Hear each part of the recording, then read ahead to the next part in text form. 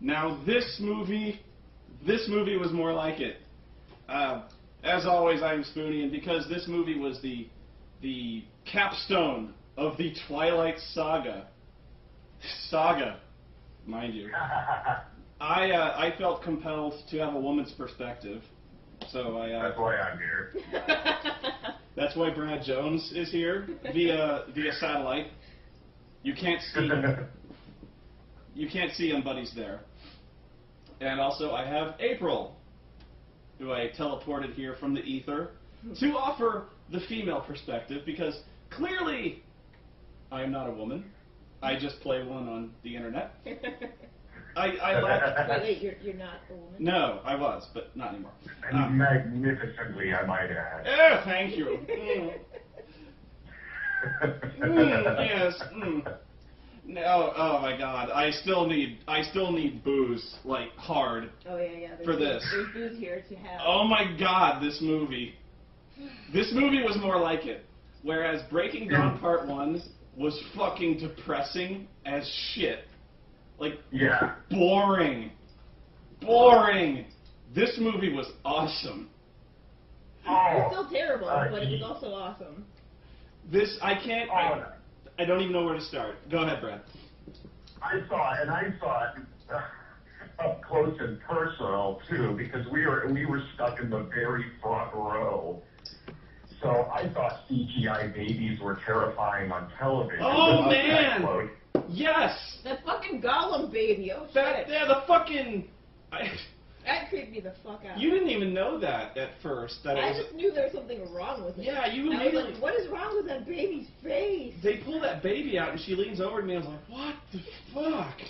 And I'm like, that's a CG baby. And she's like, oh! Hideous. It was the most inhuman thing I've ever seen. Jake and I are sitting there, and we're 2 feet in front of the screen, and it's horrifying looking. I know, right? Gollum looks less terrifying than this kid. Just swaddle up Gollum, it would pass, yeah. In fact, we saw the trailer for The Hobbit, which looks so much better. We didn't get that. We got every trailer for every movie that looks kind of like Twilight. Whether it's an alien falling in love with a human, whether it's a zombie falling in love with a human. You know, that one doesn't look too bad. Really? I don't know about that. No, because I might actually watch that one. Because what they're doing is they're playing it like a comedy. Yeah. Like, yeah. Another rom-com comedy? Yeah, it's kind of like Shaun of the Dead if they were going more for the romance line and not a bromance. You know, it actually does look kind of sweet to me, and I think it has Rob Corddry in it. I don't know. Rob Corddry, Rob Corddry's his friend Zombie. I guess it was nice when they held up the Blu-ray of Lucio Fulci's Zombie in the middle of the trailer. Yeah. For a PG-13 zombie film. Trust me, there was another one that is like, they're witches, like they have like witch brands on their hand. We didn't see that trailer this time, but that is such a Twilight ripoff. Beautiful creatures. Yes. Even plays the Twilight music in the trailer. Yeah. And again, another British actor camping it up like crazy. Mm-hmm. But but the Zombie in Love movie, really, I mean, it seems self-aware enough that it probably is going to be kind of cute, you know. At least, you know, I'll still say it. Yeah, I will too. And the thing is, Breaking Dawn sets the bar so fucking low that it's where to start with this. Okay, since we started talking, by the way, I'm drinking pina coladas. I made my own pina coladas. They're pretty good. Yeah, thank you. I haven't been poisoned yet. And I'm actually at a convention right now, so I'm in an empty room, just surrounded by empty beer cans everywhere. But yeah, we're gonna progressively get more and more hammered, I think, as we go along. Because trust me, seriously, there was, it's not a standing ovation, but raucous applause. Yeah, they were applauding. Bravo, bravissimo style applause. There were woos. Yeah, woo! We got 2 applauses. Really? When? Jesus. We got 2 applauses because you know how towards the end, when it like faded to black and it looked like it was over? Yes. People applauded then. Yeah. And then that extra scene came up, and they quickly stopped. Yeah. And then when the credits rolled, it took them until like the third credit to realize it was actually over. Yeah, they pulled a Return of the King. Yeah. They faded to black, and I started getting up. I was like, I got up and I was like, thank Christ. And then they smash cut back to that field of flowers. And you're like, And I go, fuck! And I sit back down. It's not over. I was like a petulant child. I was like, no! Damn it! Oh, there were 3 applauses. Yeah. They applauded when Michael Sheen, quote unquote, got killed. Yeah. Okay. And Jake and I started booing. Yeah. Well, no, I booed. We're jumping all over but I booed when it was all a dream. Yeah. Oh, yeah. I actually was yelling, boo! Because that was bullshit. That was bullshit.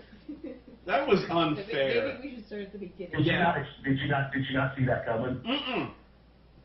I haven't read the books. Fuck that. I did. Mm-hmm. I didn't read the books, but I knew that the book doesn't end with a battle. Yeah, I know. I think Sarah. Yeah. Sarah read the book and saw like a part of the battle in the trailer and was like, that's not in the book. So it's going on like, I'll bet you anything this is in Michael Sheen's head. Okay, yeah, because I knew it didn't end with a fight, but honest to God, I didn't know they were going to pull that. But when I saw it, I was like, did they rewrite this? Because that would actually be better instead of like the ultimate well, this still was a huge anticlimax, but yeah. But we should start. I loved CGI wolf falling into a crater in slow motion, screaming no. They cracked out the Wilhelm, and I was so hoping they would.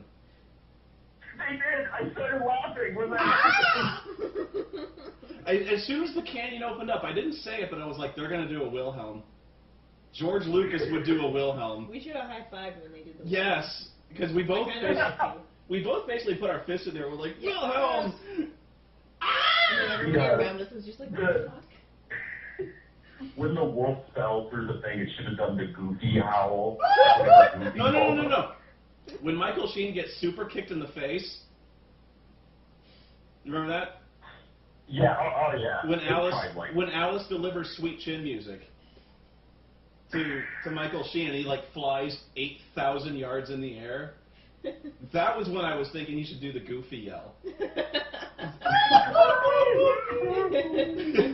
That was so fucking funny. Okay. Fantastic. Okay, I gotta start at the beginning, and you actually gave us a really good starting point with the horrible CGI baby. Baby. Where I gotta start is the effects in this movie, the cinematography in this movie, are horrible.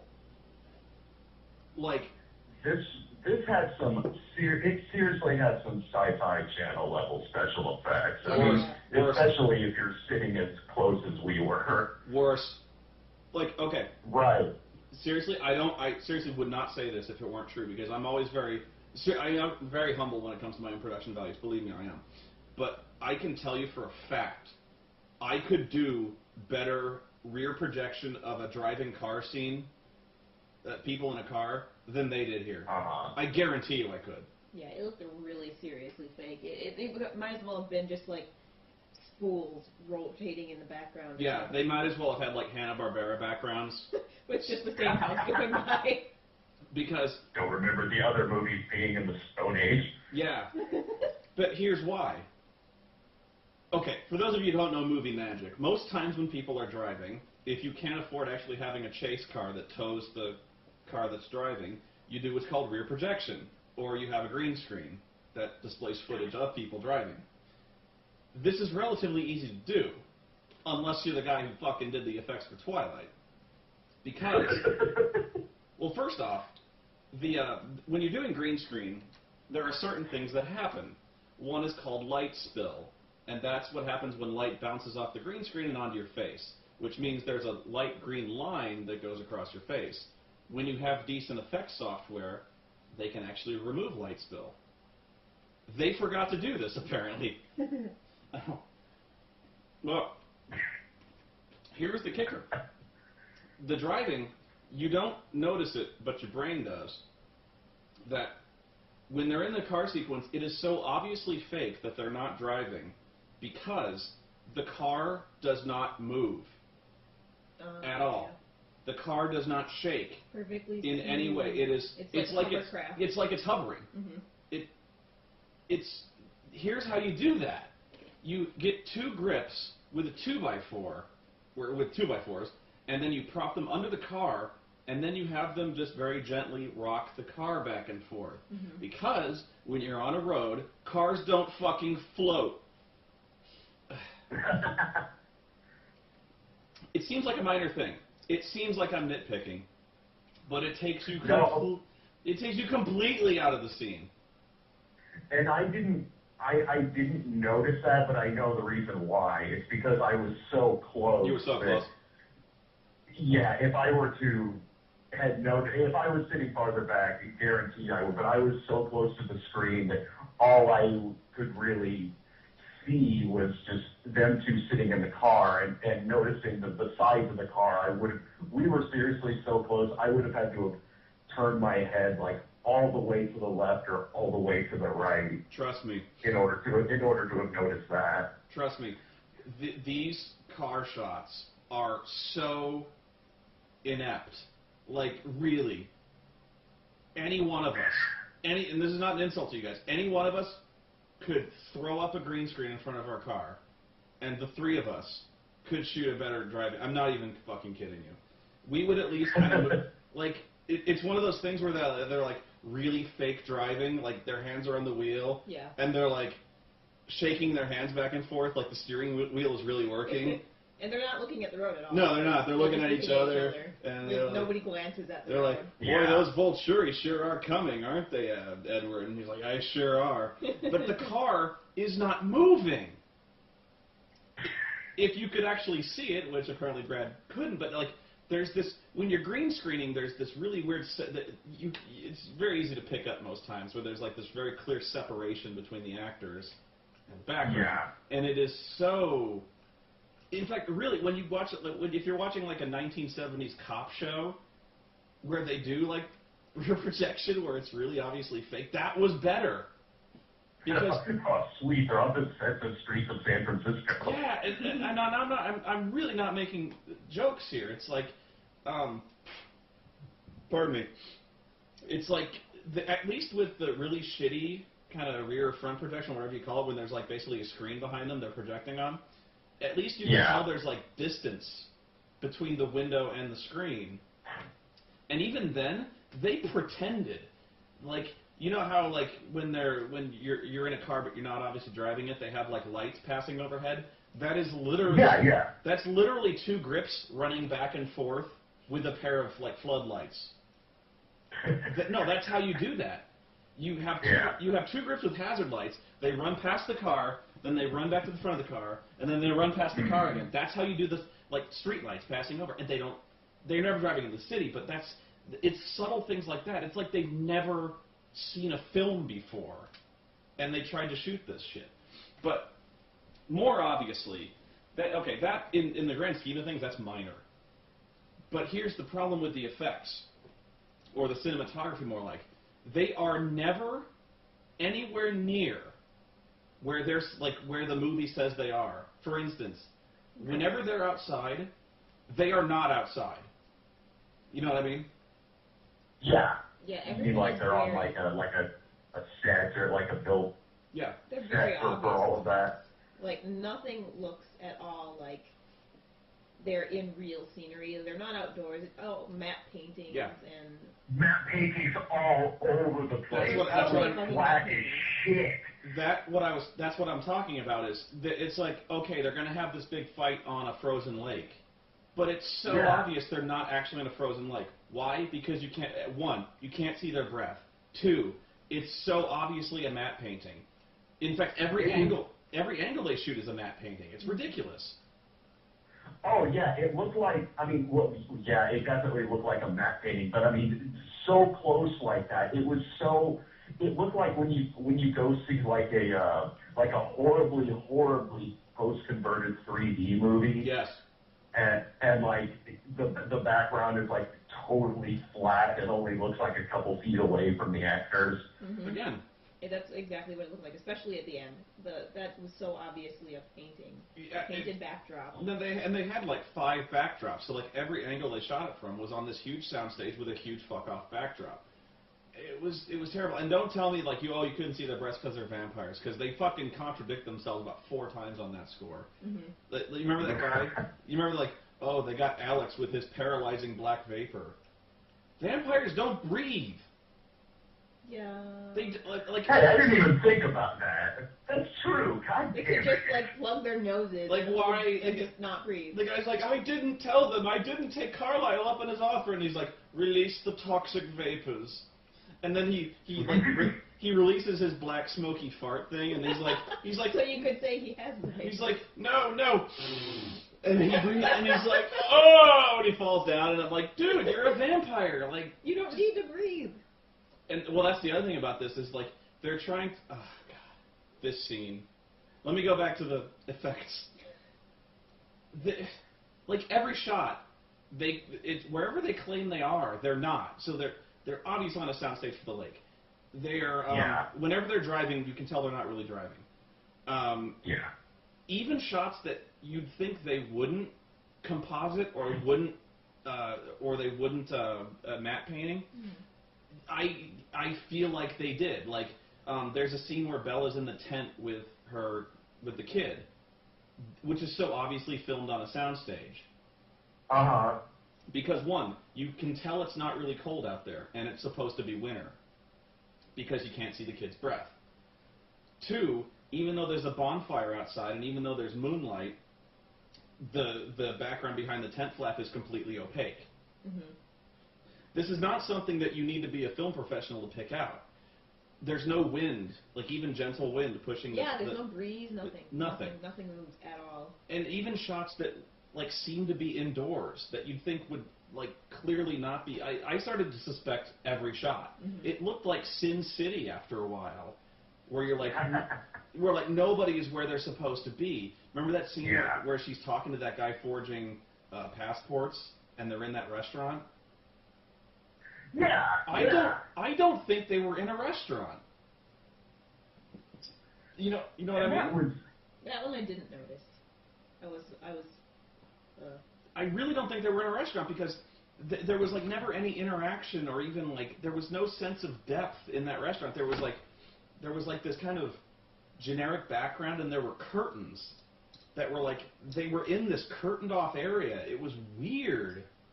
That whole scene was weird to me too, because I think I went up to go use the restroom right before that scene. So I come back, all of a sudden I sit down, and it goes in passports with this like lawyer dude. I'm like, did I just stumble into like Girl with the Dragon tattoo? What's going on here? Well, yeah, it was like how long was I in the bathroom? No, you didn't. It was like the psychic chick who can see into the future. Like had fake passports made for. Which, when you think about it, makes no fucking sense. No. Not a bit of fucking sense. And why does that not make sense? She knows the future. Why would she need that? Well, yeah. She knows exactly what's going to fucking happen. Why would she make provisions for something that she knows already is not going to happen? Yes, and it doesn't make sense because these guys do international travel all the fucking time. Mm-hmm. They seriously run across the Atlantic Ocean. Several times. They go to fucking South America. They go to fucking Canada. This scene fucking blew me away. Where, you know that the one chick who left the Cullens and kind of informed on them to the Volturi? Yeah. Remember that? So okay, she sees the kid and she's like, oh my. Yeah, no, before this. She sees the kid and she's like, I gotta tell the Volturi. The next edit, she is in Italy. No shit. She is in Italy where the Volturi are. Mm-hmm. Instantly. Did she swim there? Because they kind of imply that she jumps in the water. Yeah, she jumps in the water. Way there. She must. Vampire magic. Yeah, exactly. The only way you can interpret that is she swum to Italy from Washington. From Washington. Does darling need a towel? Yes. Darling, you look absolutely soaked. It's a good... Oh, you are parched, my dear. Please take your shoes off. I must say, though, the wet look looks absolutely fetching on you. Don't you think so? Don't you think so, Clyde? Yes. I love those guys. Those guys are the best. Fucking much. Those guys should be in line for Oscars. They're obviously having a good time. Those guys are the only... Well, I was going to say they give a fuck, but those guys are the only ones who don't. Not a single fuck was What's given. sad is every other person is actually trying.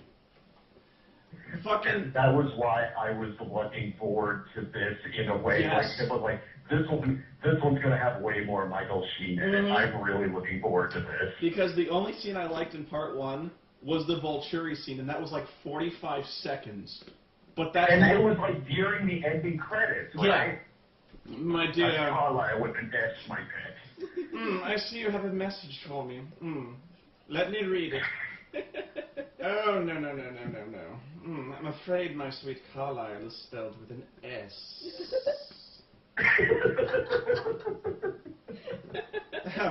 Okay. Oh my god, I'm suddenly crazy looking forward to the second one.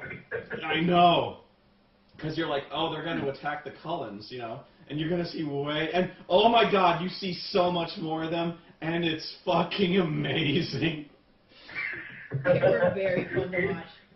Fantastic. You have several scenes that are essentially just all like just even greater versions of that's Carlisle with an S like that. Yes. Sequence from the other one. It leaves that scene in the dust and then shits on the dust. It is so great. Okay, but I have to step. Let me go back to. I'm serious. Like, I'm not even kidding. She is like, I gotta tell the Volturi. So she somehow either runs across the Pacific, across Asia to Italy, or she swims all the way to Italy from the Pacific. Okay. And the reason I bring this up. Left, right, in the fucking water. All right. Now, the reason I'm obsessing over this is because she tells the Volturi, and they're like, what does he say when he's like, oh my, the Cullens have been very naughty.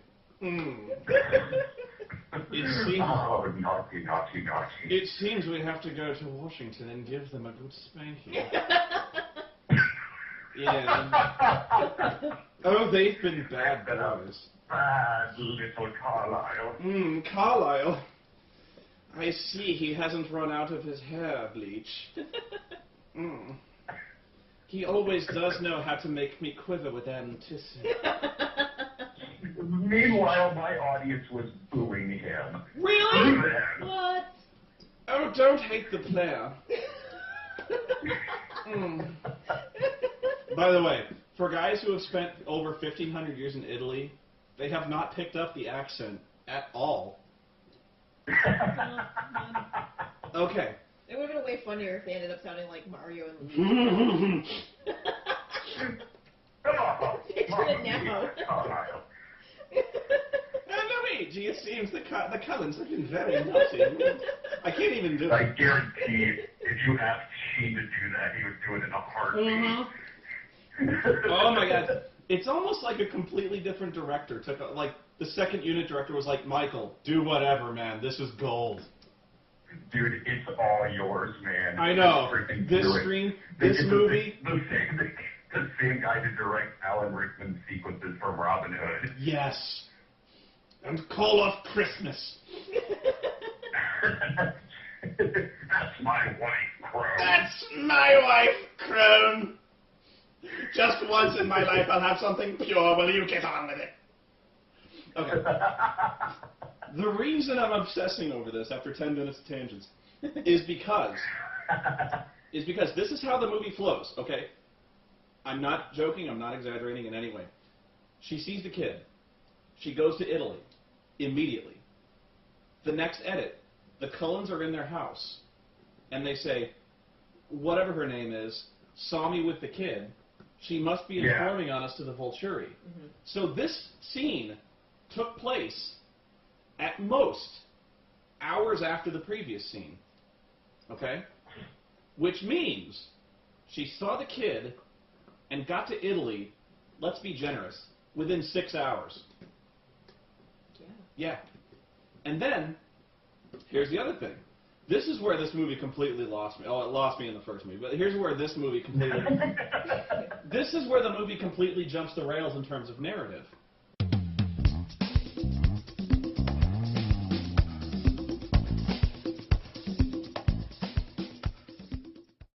Okay. She can cross the ocean and reach Italy in, let's be even more generous, 6 days. Okay? Now, they're like, okay, the Volturi are going to come after us, so we go get allies. But what is taking the Volturi so long? Okay? What are they waiting for? Because these guys literally go cross-country several times. Like, they go to other states, they go to South America, they go to fucking Brazil. They go to Ireland. They go to Ireland. Mm-hmm.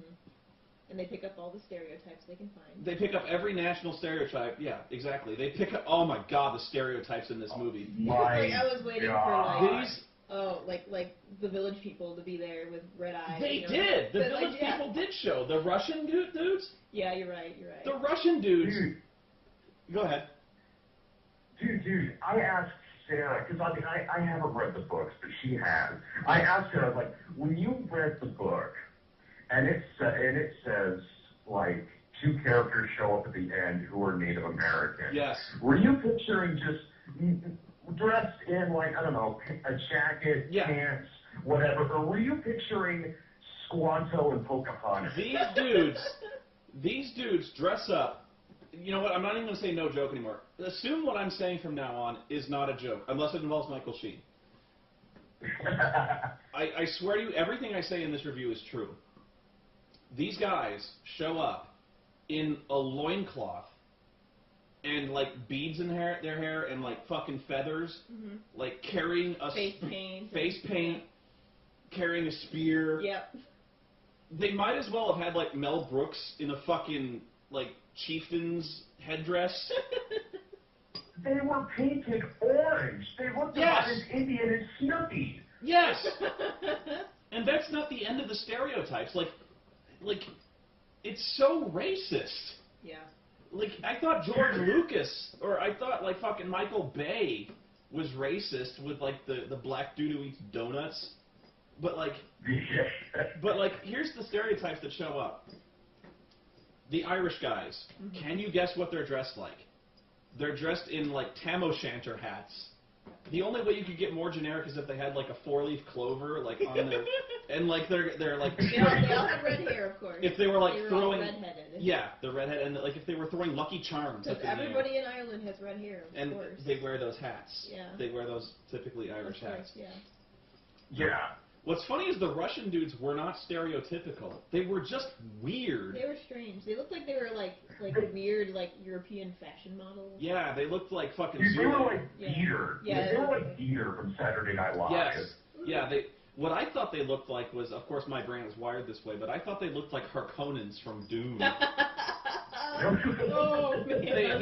They were covered head to toe in black leather with like all sorts of straps all back and forth, and like it looked like they were fucking like S&M dudes from a European dance fetish film, like they're gonna shit on somebody.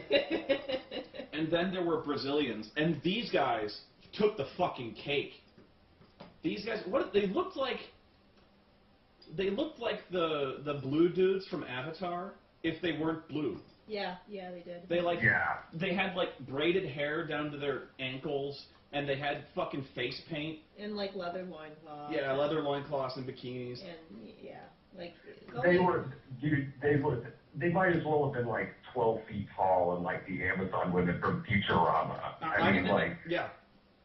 It was everything but like a giant like hoop through their nose. Or I was waiting for a bone through somebody's nose, but it didn't happen. Yeah, if they got somebody from Africa, they would have those like big neck things where they like extend their necks and really. I mean, exactly. If you think I'm kidding, God help you, because I'm not. And again, I asked, I was like, is that how it's described in the book? Like, is that what you pictured when you read these characters from the book? Please tell me it is. Please tell me it is. Is that how they were? Oh, me? Oh, yeah. She said, like, she goes, I don't think so. She was like, it's been a while since I read it. But she was like, I certainly didn't picture anyone from, like, an old, like, Jungle Jinx cartoon. Yeah, so, but here's the thing, is that, like, okay, not only are they completely offensive stereotypes, that's enough of a pill to swallow. Mm-hmm. What other stereotypes were there? Were there any other stereotypes? The people from, like, Egypt or Morocco or whatever. Oh, yeah, the Middle Eastern guys. Mm-hmm. Who, one of them is the last fucking airbender. Yeah, he was the fucking airbender. Because he could control the elements. Yeah. Which, by the way, makes no sense, because we see the guy, like, set his hand on fire so he could light a campfire, when fire is, like, one of their only weaknesses. But it's magic. You don't have to explain it. Like, no, seriously, like, in the movie, fire fucking kills them instantly. They, like, instantly burst into flames. Like, they're made of lighter fluid. And oily rags. But this guy's I was watching it thinking, like, they all have Sonic the Hedgehog powers. Oh my, One's got electricity, that one's got a shield, one does fire, one does the thing with the water. The only one that was missing was, like, there's one that doesn't have rings fly towards them. What is the other one? What's funny is they forget about, they establish all these powers that they have, and then they conveniently forget about all of them. And this is the weakness that comes through the plot when you have a character that can see everything that happens in the future. Why does she leave? Why doesn't she just stay and tell them where the Volturi are going to be, or like what to do when they come, or have some kind of, like, why doesn't she just tell them exactly where they're going to be at all times? Like, why doesn't she just tell them how it's going to, like, the best possible outcome and how to do that? Why does she have to be all fucking mysterious? And plus, why do you need to write, like, secretive notes with, like, the Shakespeare book? They have phones. Yeah. They have picked up a fucking phone, called Bella, and said, hey, BT Dubs, you know what's going down. See this Jay Jenks guy, he's got passports. Why do you need to obfuscate it with, like, this fucking code and the Shakespeare? Yeah, they made it like so only Bella would know because no one would read her thoughts. But you can still fucking call her. That was bullshit, too, because when they find that page, that letter, and she turns it over and she sees it's from a Merchant of Venice. Mm-hmm. Yeah. It's like only Bella could have figured this out. Bullshit. Yeah. Bullshit. I'm not picking her as the intellectual powerhouse here. No, it wouldn't have taken. Change her shield powers. It wouldn't have taken an intellectual powerhouse to figure this out, because you're like, oh, this came from the Merchant of Venice. How many copies of how many Shakespeare books do we own? Yeah. Maybe they never looked at the bookshelf. I mean, somebody furnished it for them. It's just like a showroom bookshelf. They never look at it. We could go on so many tangents, but we'll get back to them. Okay, but let me finish with the stereotype, guys. Okay, these guys dress like they're out of a fucking cartoon. Mm-hmm. Like, seriously, they dress like Apache Chief, these guys. Now, I asked the question, how did they get to Washington? Were they dressed like that? On the plane. Did they take a plane? Did they get on the plane? They took the water like the other girls. Did they swim? Did they run? Yeah. Did they run from Brazil through fucking Panama, through Mexico, all the way to fucking Washington? If so, I gotta know. Theory just walked in real time, which is what took him so long. And here's the other thing. Why do any of these guys bother to drive? Because they can run faster than cars move. Right? Maybe they don't want their hair to get messed up. Because, like, because like they do this scene where they're trying to get allies and they're driving through the mountains, and like I'm like, fucker, you just established these guys can outrun anything. And that they don't get tired. They do, yeah. In fact, there's a scene specifically where like Belle and Edward fuck, and they go, we could do this nonstop because we don't breathe and we don't get tired. They say that. Mm-hmm. In fact, they even say we don't breathe. They have to remind Bella, like when she's around her father, to breathe, or at least look like she That was breathes. hilarious, because I'm sitting there like, as if her father would look at her and be like, wait a minute, I don't see your chest moving. Clearly, you're dead. But they have to remind her, like, you have to look like you're breathing. But here's the thing. She does have to breathe. Why? Because talking involves breathing. Yeah, you have to inhale to speak. So if you're talking to your dad, by necessity, you are breathing. And if you're talking to your dad, he's not going to think you're dead. Well, that scene is weird. They're all weird. But remember that scene where they're also like, they're teaching her how to act human. Like, she doesn't know. She's totally forgotten in the course of like 3 days. Yeah. She forgot. She runs over to a chair. Yeah, but the first thing they say is, okay, we gotta teach you to keep your powers under control. So we want you to just walk over to that chair. And she runs over to it like she's the fucking Flash. And yet she doesn't do that at any other point. Yeah. She has no problem sitting down at any other time. Exactly. So she's like involuntary runs over the chair like the Flash. And they're like, whoa, slow down there, cowboy. Easy, But the thing is, easy. The first thing she does when she wakes up is slowly get up. She slowly stands up. She slowly embraces Edward. They walk out the door, and then she runs out and hunts. But like, she has no problems until that point. She's had no problems. All that fucking running was giving me so much goddamn whiplash, sitting that fucking close, because whatever happens, I have to quickly move my head. It's so fucking fast to look at the other side of the screen, and some characters are using their running powers to go like 10 feet, and Jake is sitting there like, God, was that really fucking necessary? It's so disconcerting, and the thing is, they use that so much more than they ever did in any of the other movies. Way more. Way more. At least, let me not even exaggerate here. 20 times as much? Dude, again, it's like, because there were characters who were doing that when they were simply only walking about 10 feet. Like if they were walking across a room to get the book or anything, they were doing that. And like, and it isn't just because, it isn't one of those things like, well, I noticed it this time because I was sitting so close to the screen. No, it wasn't. Like, again, Jake is sitting there like, you walked 10 fucking feet, are you that fucking lazy? Yeah, there's this scene where, like, Alice gets a vision of the future, and she's like, ah, and then Harpo, like, teleports over to her, and is like, are you okay? And I'm like, ah, why did you do that? Like, isn't it really unsettling to a woman who's, like, got this splitting headache from a vision to, like, fucking... Only person there. To go, like, Mach 1 and stand right next to her? Oh, my God. But, yeah, virtually every scene transition, every time they want to go somewhere, they run at warp speed.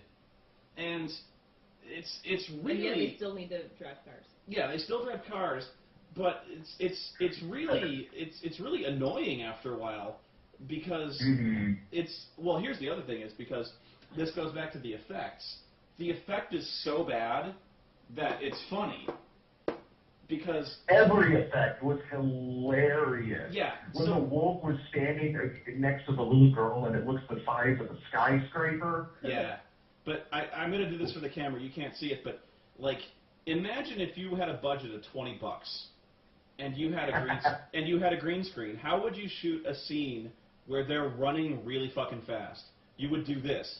You would have to say this is the green screen, and you'd have the characters doing this.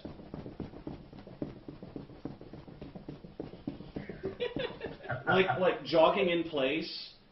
Like they're jogging in place as the background like whips really fast behind them, but it's so obviously they're not running that fast.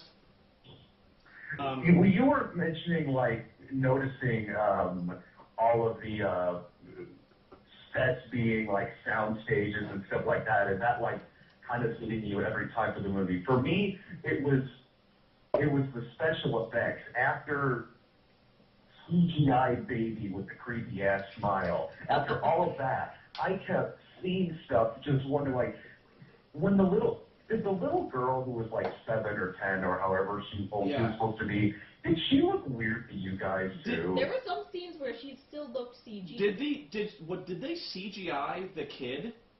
I think That's they did. what I was wondering. I'm pretty sure they did. There are some scenes where she doesn't look like she's CGI. There's some scenes where the little kid doesn't look like, but there are some scenes where she does. Like in the scene where they go to visit like the other vampires who live in the snowy wherever, and she's in the car. She looks creepy as fuck. Yeah. That's not a real face. That was not Yeah. her face. I don't even know why or how they did that. I think it was to make her look younger, because I'm sure it was Dakota Fanning the whole time, but they had to. No. Dakota Fanning was the You're right. pain I'm chick. thinking of shit. Whatever. But like, well, the only thing we figured, like, is one of the crew members, like, I don't know, like, not allowed to be within certain feet of children, so they had to CGI all the kids? I don't know what they were going for there, but what I was getting at with the running effect is, you remember at the end where Jacob as a wolf is running away with Renesmee. Yeah. Running through the woods real fast. Now, you might have been too close to see this, but this shot was so fucking funny, where she's on the wolf, and the background is like whipping really fast past him, and it's like you're like head on with the wolf. It looks so fake. That was awesome. I did notice that. That was fantastic. I'm trying to think of what that. It looked like. You remember that scene in Neverending Story when the kid is like clinging onto the dragon, and he's like, yeah, and the wind is blowing his hair back, but it's so obviously like he's on a puppet, and like, it looked worse than that, because at least the fucking dragon thing was real. Like, there was actually a tangible thing there. She wasn't obviously on, like, a green saddle in some studio somewhere. But, like, even she, I think, was, like, CGI in that shot. So, like, everything in that shot was CG. That shot wolf was so huge. Every time the kid was standing next to the wolf, I'm just picturing in my head, like, the wolf talking, like, I'll take the child. Come with me, lass. And, like, the weird, like, Bambi thing. They didn't do wolf speech, which I thought was the funniest part. Well, not the funniest part, but the second funniest part of that movie, with the wolves talking to each other. I am the son of a chief. I bow to no one. I bow to no man. But it still had wolf falling through the crater in slow motion, and then cutting to the other wolf, just go.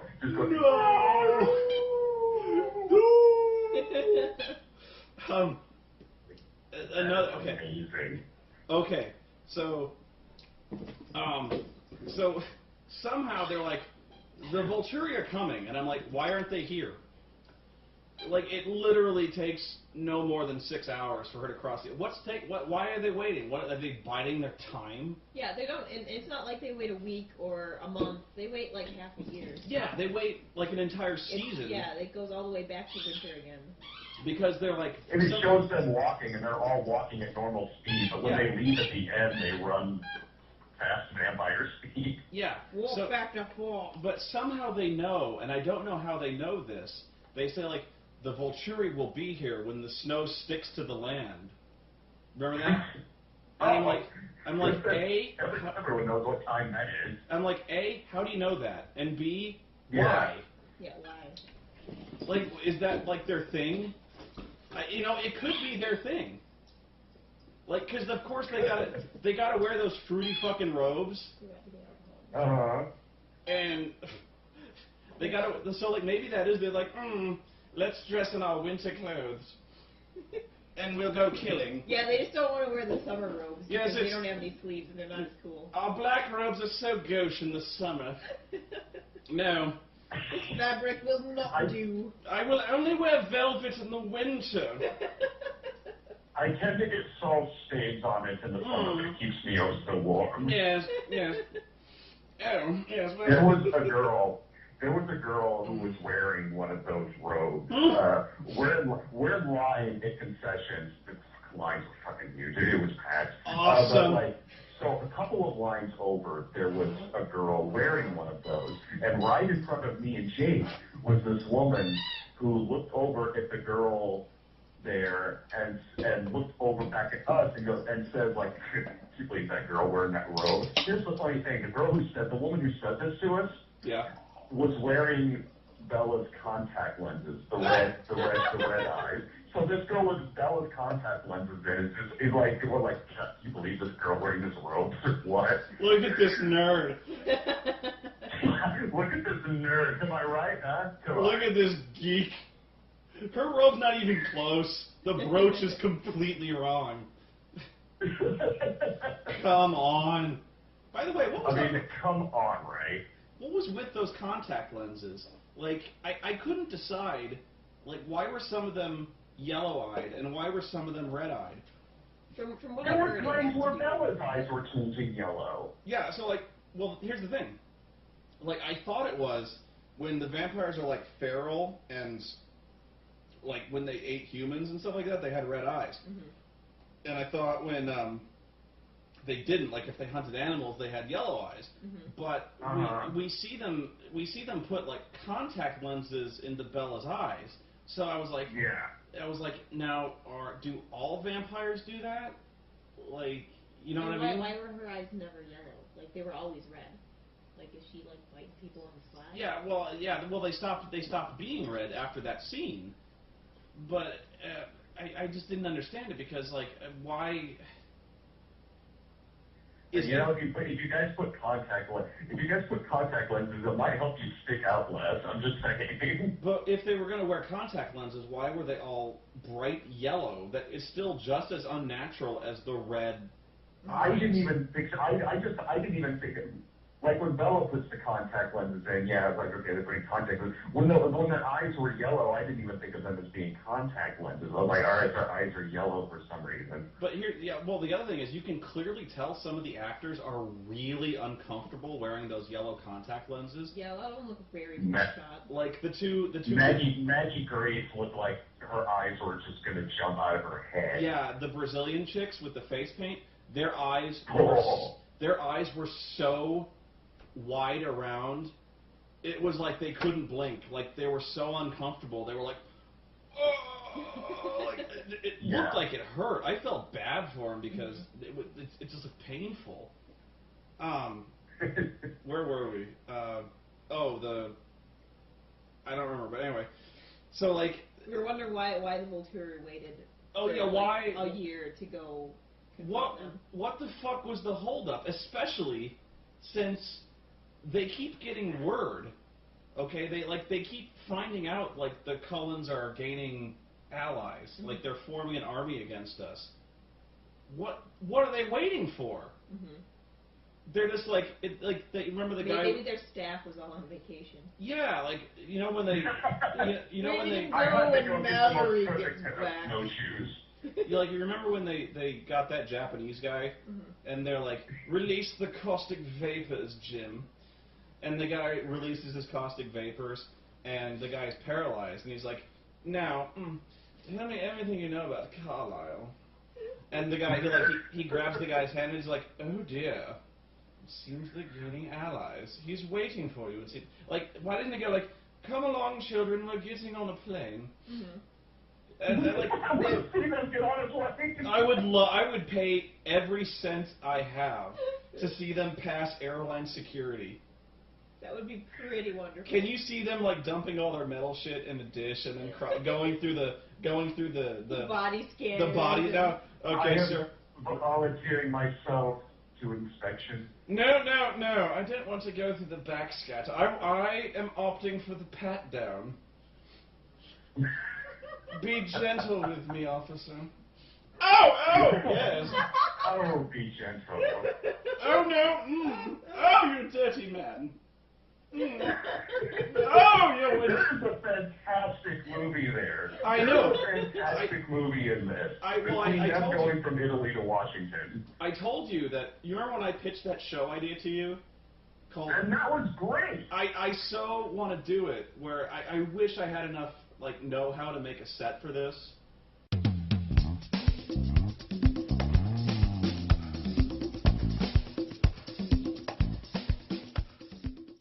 Okay, I was pitching this show called Bored Vulturi, where like you remember how in It was fantastic. you know how in every movie before this you never saw them leave that fucking room, like they're in that cathedral or whatever it is, and they have these 3 huge fucking thrones made of stone, and like these guys come to them, but they're sitting in these thrones, and every time they walk in this fucking room, they're just sitting on their thrones staring straight ahead. They are doing nothing. So, like, I'm like, what are these guys doing when people aren't coming in and telling them shit? Are they just sitting there? Apparently. Why? Isn't he like, in this one, when Maggie Grace goes in there, Yeah. isn't he like reading or something? Yes, he's got a book. Like he's sitting there reading a book, like, oh, give me a minute, darling, this is my favorite chapter. And like I've read this book 5,000 times. like the other 2 dudes are watching him read. Yeah. They're like, is it any good there, Arrow? And he's like, oh, it's lovely. We just got to the point where Eddard Stark gets killed. I did not expect that. Or you see a side and it's like he's reading 50 Shades of Grey. I'm reading this delightful fan fiction. Do join us in a story time. We're just at the chapter where Christine runs from her buddy Repperton. Yes. I'm enjoying this rather tawdry tale. It's about a Scotsman and a witch. I love it. It's a page-turner. I've read it thrice. But okay. I like that. He's got a library. Yeah. So, okay. So the show I was pitching was called Bored Vulturi, where it was going to be literally just like 45 seconds to a minute of sketches where they're just sitting in their chairs, just kind of staring, and like occasionally just kind of mincing, like.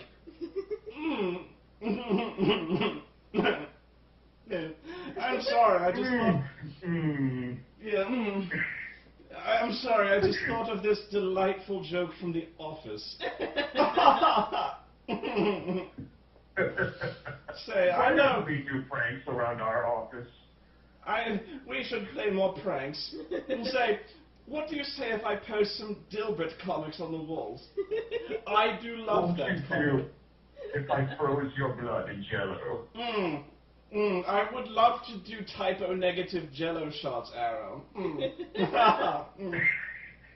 This was fantastic because you called me about this, and it was great because it was 2 hours of us doing Michael. Yeah, I specifically called you. I was like, dude, I've got this idea. And I'm like, I want every part of it. I know. It sounds amazing. We need to do this. We need to, like, get some thrones. Do you know where we can get thrones? There's got to be a place. I have an idea of where to get stuff like that, yeah. You know a throne guy? I know I know a couple of people. It sounds like I'm pulling this out of my ass, but no, I do know a couple of people who can help us out with that. Nice. We're gonna make this happen. You know what? We should do a Kickstarter. Oh, I'm totally down with that. We should do a Kickstarter where we make Bored Vulturi. We'll make it like a whole. We'll do like a week, and we make a whole season of this shit because it won't take long. Oh fuck yeah! I could crank this shit out for days. Shot material to last us a lifetime. Shit, we could just like do 60 minutes of us just kind of mincing and be like, you know. But we won't get the lovely man. Oh, that's what the Kickstarter's for. We just got 20 episodes in the can. Yes. Did you? I asked you. Did you ever see that show on HBO? It's called Rome. Oh, I must admit, I'm more of a Spartacus man. Oh, Spartacus, yes. Those gladiators. I wish I could bring one home. Oh. You think With all the magic of Caligula without the uncircumcised fetus. Oh, I remember Caligula. Those were the good days. Ah, the good old days. Shakespeare and hardcore pornography. Yes. Do you remember that? Do you remember that lovely chap with the buttocks on his abdomen? I found it most convenient. You could dispose of your feces and your lint at the same time. I rather thought it was convenient access. He rarely had to even bend over. Yeah. You never see that kind of thing anymore. You wonder if they make a surgery for that. The buttocks transplant. Oh, Caligula. Caligula. For 10 years. You know who was a real party animal? Caligula's father. You remember what he would say when he was having those delightful pool parties? In the pool, little Come fishes. to me, my little fishes. Come to me, fishes. Oh, those were lovely we days. must get a swimming pool. Oh, Stephanie, would you bring in some more lemon tarts and appletinis?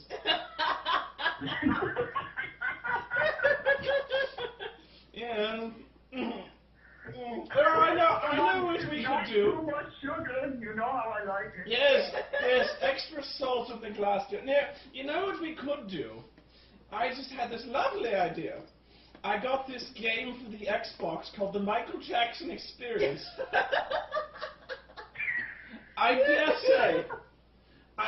say we could cut a mean rug doing the Thriller. I can do the Thriller at Mach 3. Watch me.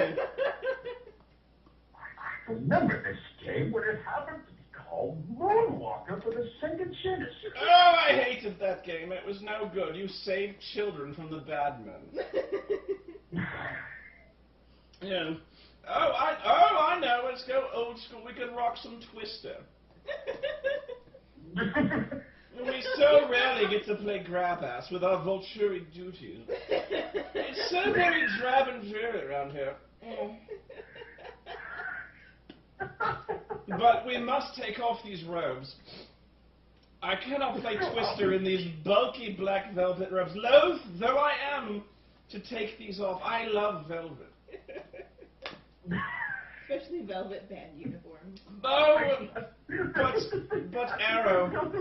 I was just walked by. It's a Michael Myers mask who gave me the weirdest puppy look. Oh yeah, Michael Myers gave you a weird look. That's way too much rum. I don't give a fuck. That was a lot of rum. Fuck off. You're gonna regret that I don't care. in the toilet. I'm alright. Rum's my drink too. That's what I was thinking. This What is kind of really rum good you rum. drinking? It is very good. I like this better than the Kraken. But Was it Kraken? yeah, well, the Kraken rum. It's like black spiced rum. Pardon me, ma'am. No. Oh, fine. But Arrow, shouldn't we deal with this Cullen situation?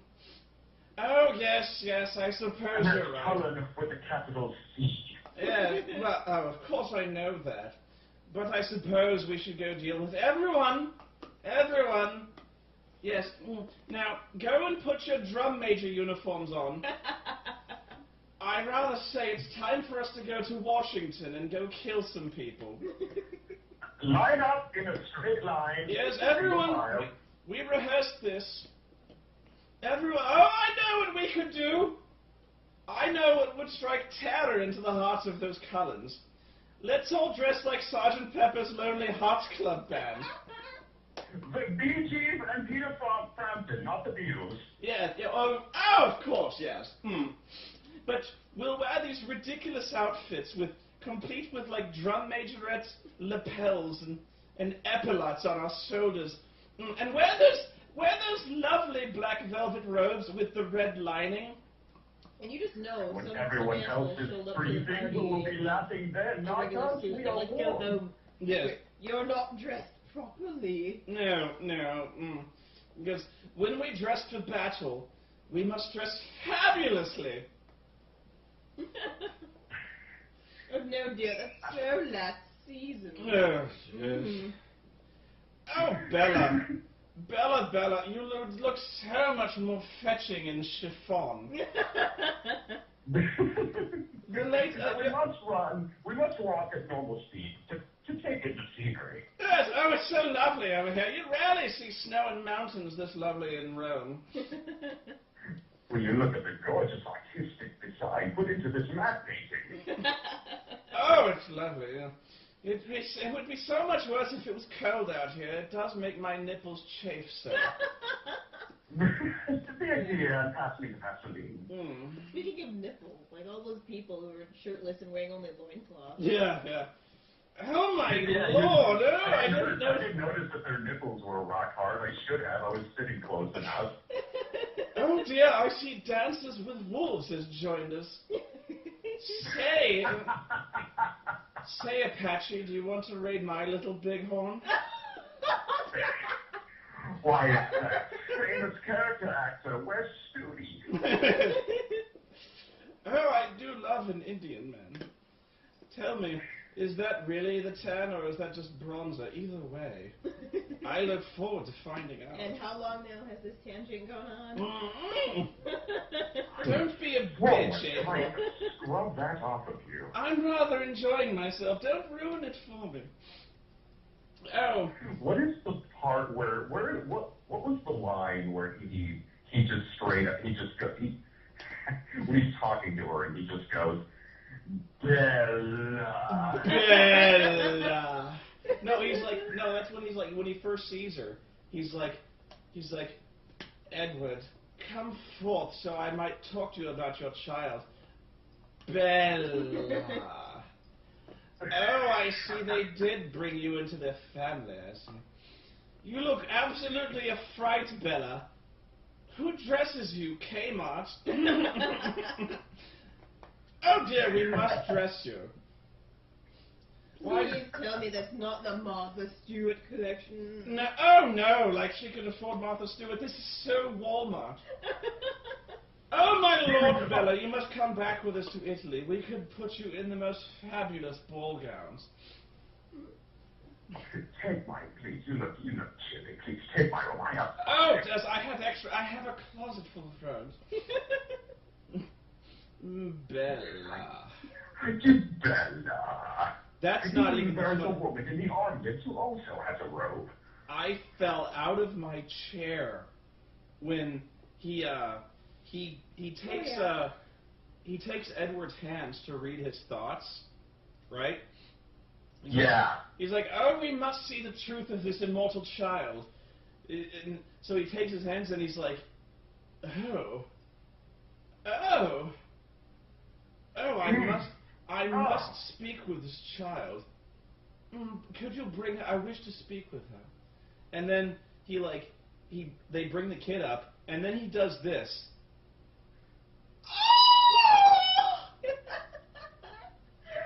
That was amazing.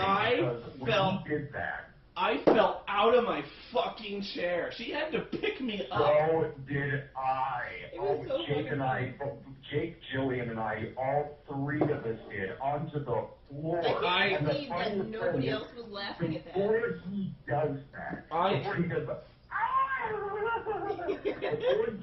that, I leaned over to tell Jake something.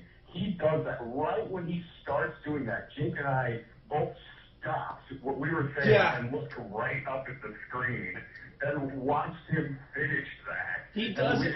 We couldn't believe what we saw. I cannot believe that made it into the movie because I cannot believe nobody else fucking laughed at it. No, it was like you and me, and that was it. Everyone else in the theater was just. I got dirty looks. Yeah. So did we. Okay, I'm gonna do it for the camera. Like we were in front of everybody, so it wasn't like people could turn around and look at us, but someone kind of kicked, I think, Jake's chair. Shut the fuck up! I'm watching this. That was a really important scene, dude. It's the most dramatic scene in the movie. We're really rooting this for it. I'm gonna do it for the camera because, again, I'm not lying. They bring the kid up. They walk the kid up, and so the whole crux of this is the Volturi think that they've done a vampire no-no in that they've turned a child into a vampire, which you're not allowed to do. Mm-hmm. But that's why they're coming over to kill everyone. So they're like, but she's not one of those because the kid is actually going to grow up. So they're like, they finally, they read Edward's mind and they find out that they're not lying. The kid's going to grow up. So he's like, bring the child to me. I wish to see this wonderful creation. And so they bring the kid up and he looks into her eyes and, again,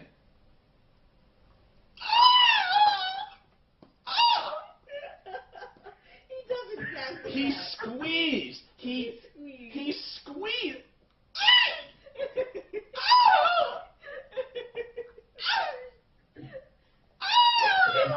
Sure, it just pictured Jake and I just mentioning something to each other and then stopping dead and looking right up at this giant screen a foot in front of us. I was fucking crying. Now, what I just did was nowhere close to the squee this guy did. You have never seen a squee as squeed as this squee. There were parts of it that were probably too high pitched for anyone but dogs to hear. Yeah. This Dude. was amazing. That was the It best was- part of the movie. Oh my God! Like I didn't. Just when you think Michael Sheen gets to a point in this movie that where you're like, oh, he's not gonna top this. No. And then that happens. And really, Michael Sheen's performance in this movie is worthy of like a college class study. It seriously warrants academic analysis for like the nuance, because Michael Sheen in this movie does not give a fuck. Like, it's almost like he had a bet with like the other two Vulturi dudes. Like, it's almost like he was like backstage. He's like, guys, I'm gonna see when they stop me. I'll bet you anything they don't. And they're like, what? He's like, I played Tony Blair in The Queen. Yeah. They're not going to stop me. yeah, right? I was like, I'm nominated for an Oscar. You really think they're going to tell me this to back the fuck off? And they're like, there's no way. I am the Oscar-nominated actor in this film. They're like, he's like, and here's what I'm going to do next. Super gay. Like, super gay. Like, no one's been gay as this.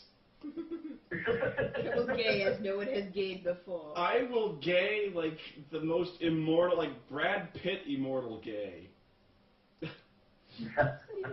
I don't know. Actually, no, I was thinking Tom Cruise, like how Tom Cruise was like really kind of poofy. Yeah. But no, he's like, and then, oh jeez, it's like, I'm raising the bar, gentlemen.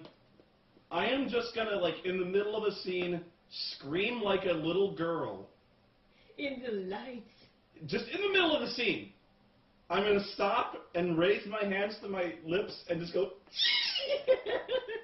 and they're like, why? And like, I bet you $1,000 they won't even stop me. They won't even do a second take. It was so worth the 3 tickets I paid for a to go see that. God! Oh my God, it was. There is no part of me that regrets paying to see this movie. That to see every scene. And you know what? That is like my favorite kind of actor. I love that kind of actor. The kind of actor like Michael Sheen, who 1 minute, Frost Nixon, Tony Blair, in like 3 movies he plays Tony Blair. All kinds of stuff like that. And then in the next minute, I am just going to have the fucking time of my life. Yeah. I don't give a fuck. Like, between Zeus and Tron Legacy. Yeah. Oh my God, he was awesome in Tron Legacy. He is awesome in Tron Legacy. He actually kind of gave a fuck in Tron Legacy, but not really. In Tron Legacy, like, Zeus in Tron Legacy, like, it certainly, there was, like, it wasn't really out of place. Like, there's a lot of weird, there's a lot of kind of hyper stuff going on in that movie, but it's still a very over the top. It's great. I love it. I love him in that movie. But it's like that. 1 minute you've got Zeus, 1 minute you've got his performance here in Twilight, and then the next, he's Tony Blair. Who even taps Michael Sheen for that? Like, you got the fucking, was it King's Speech? Who's like, you know what we need in our movie to play the head vampire? Michael Sheen.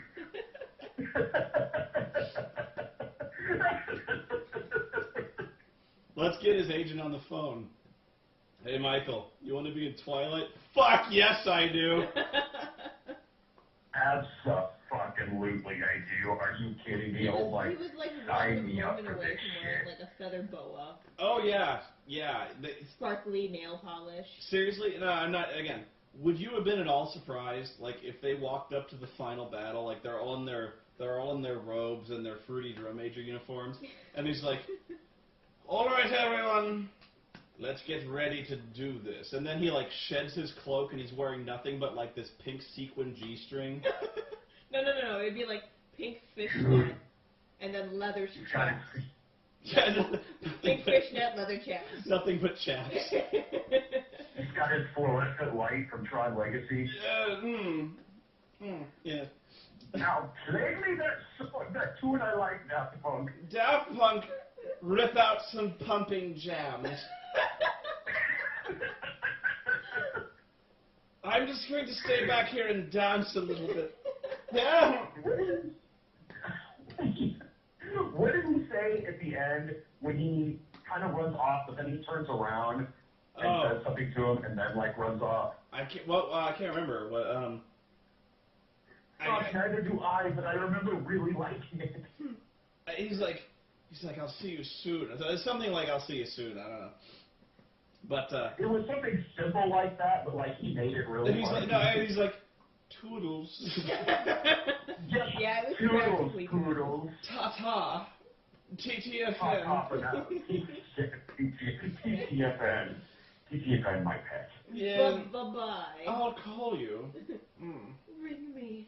Don't call us. You know where to find me. In that bar down by the pier. We'll talk later, girlfriend. Oh. I have this wonderful hairstylist. It would do wonders for you, Bella. Bella. He drags that out. Bella. You can see his tongue. Like, you can see his tongue pin up against the roof. Bella.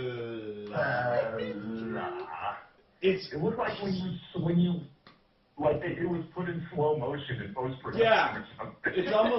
It's almost like when they would slow down the Zapruder film. When JFK, he's like, oh, Bella. I was like, the movie is definitely as hilarious as I wanted it to be. I wanted it because the previous one was so dreadful. Not even in like camp entertainment value, just boring and awful to sit through. So I go into this and I'm like, okay, it's in part 2 of this, but this was crazy. Like I thought some of the other ones were kind of funny. This was by far the funniest, and I narrowed it down. I was like, because the love story is pretty much like they're married in the previous one. They get married in the previous one. That's done. Yeah, the Edward Bella thing is done. Mm-hmm. Yeah. So in this, Michael Sheen, like, dude, like, imprinting on an infant. Oh, that was funny as shit, too. Yeah, I pointed out in the theater, he's gonna be fucking a 7-year-old. Because the Indian dude was like, I reached maturity at the age of 7. I'm like, oh my god, Jacob is gonna fuck this kid when she's 7. She'll look like a grown-up. Dude, totally.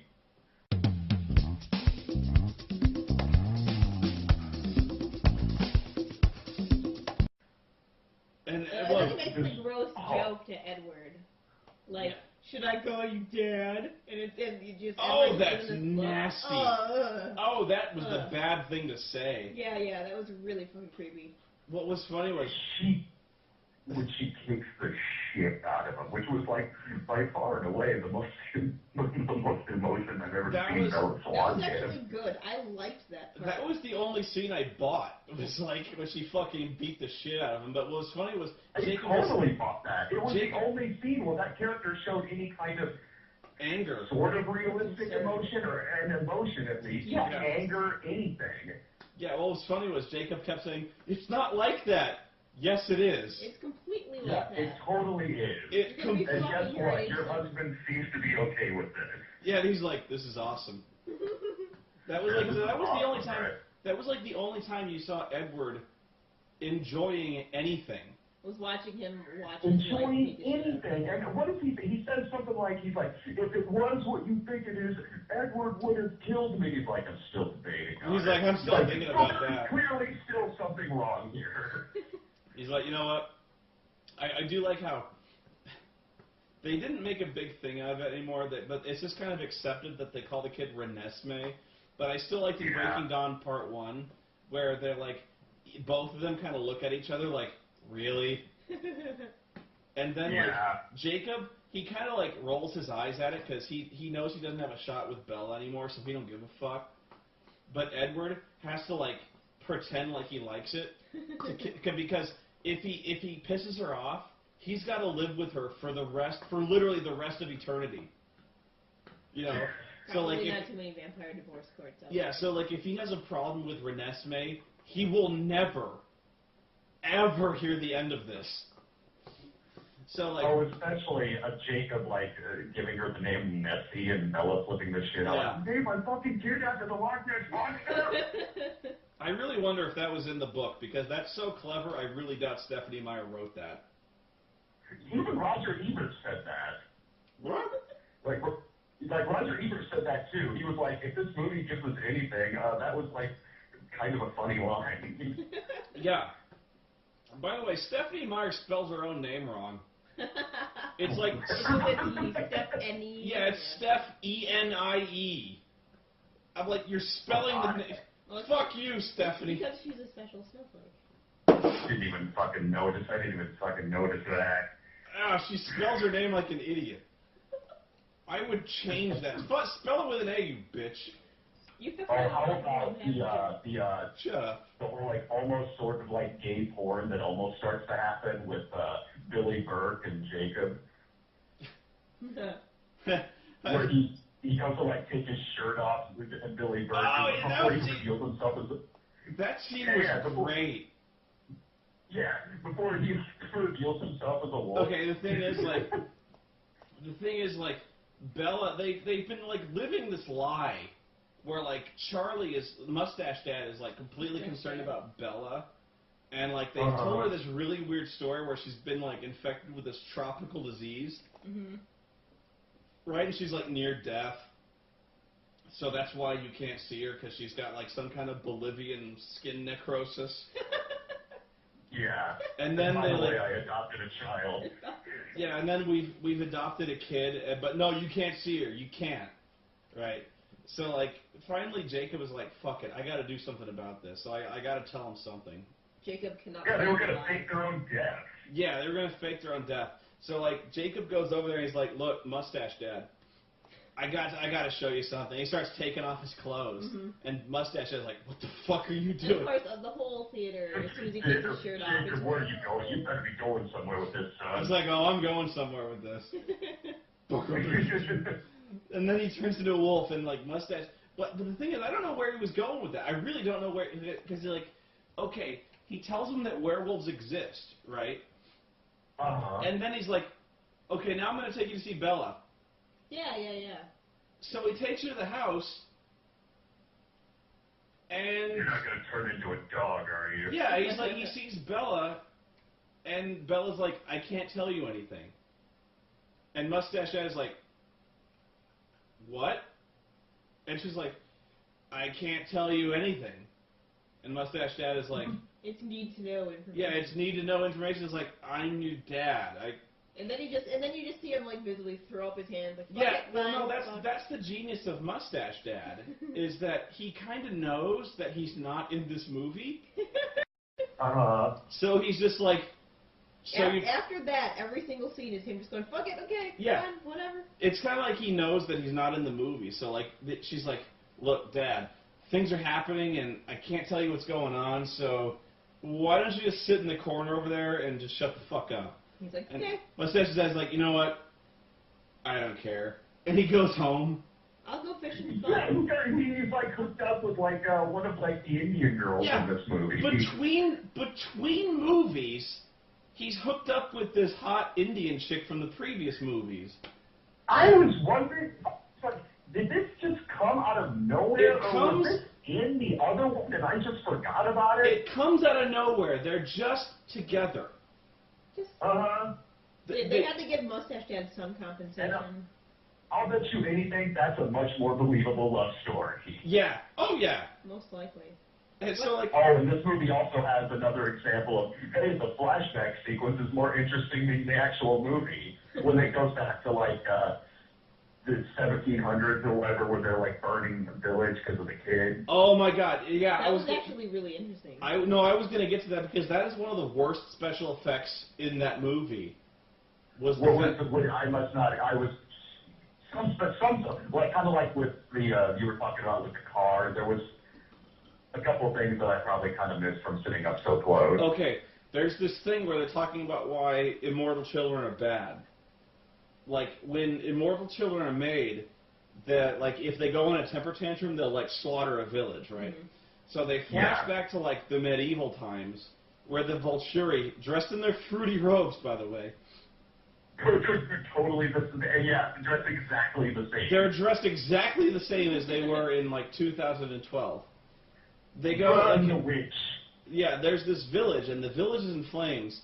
But the thing is, it is so obviously a soundstage. Yeah, it only goes to like 3 houses back, and then there's it's like a wall of like color. There's like I missed that. That's what I get for sitting up so fucking close. 3 houses back, and then there's the wall of the soundstage. It really is.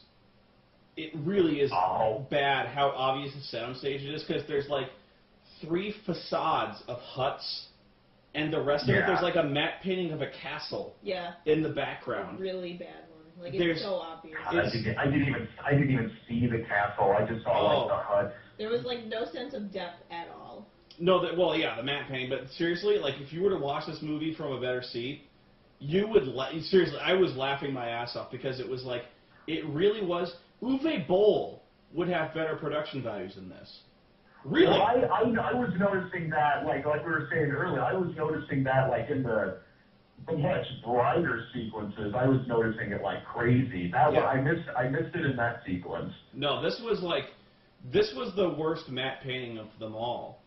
And wow, no, I didn't see that. I didn't see the castle. Oh, it was bad. Was the castle off in like one of the corners of the screen? Yeah, matte painting. It was like on a hill or something, wasn't it? I was laughing like crazy. That's probably why I didn't see it if it was off in the corner, because it would have been way out of my peripheral vision. Such a soundstage. Mm-hmm. And I forgot where I was going with that. We're talking about the immortal children and the immortal children and the thing. Okay, here's where I was going with that.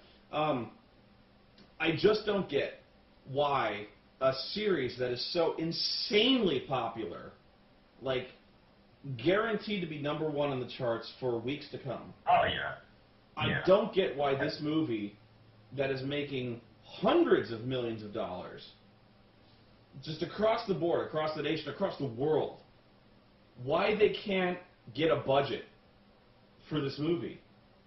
Why can what even is the budget on these movies? I don't know, but it looks like I have no idea what the budget is.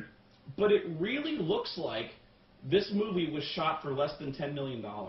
Hell, I have seen independent movies that were filmed for like $200,000 that did more convincing effects than this movie. I think what they figured is no one's going to be looking at the background. They're going to be staring at Edward, Bella, and that other guy's abs. There's no excuse for this. There is no excuse. Everyone's going to be sitting in the front row like me.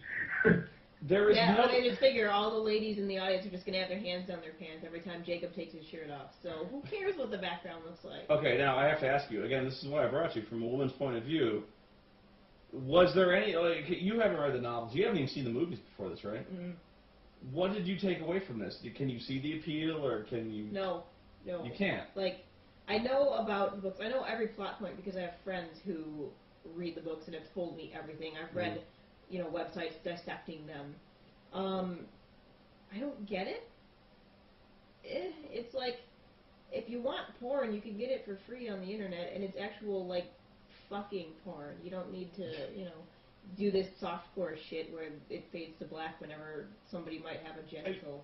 I really think at this point we've earned, like, a hardcore fucking scene. And I'm not even joking. That'll come when they make the 50 Shades of Grey movie. They've been billing to this for 3 movies, something like that. Yeah, I think I saw a little side boob. No, you don't, because I didn't notice. But there's no excuse for this. There's no excuse for a movie with this.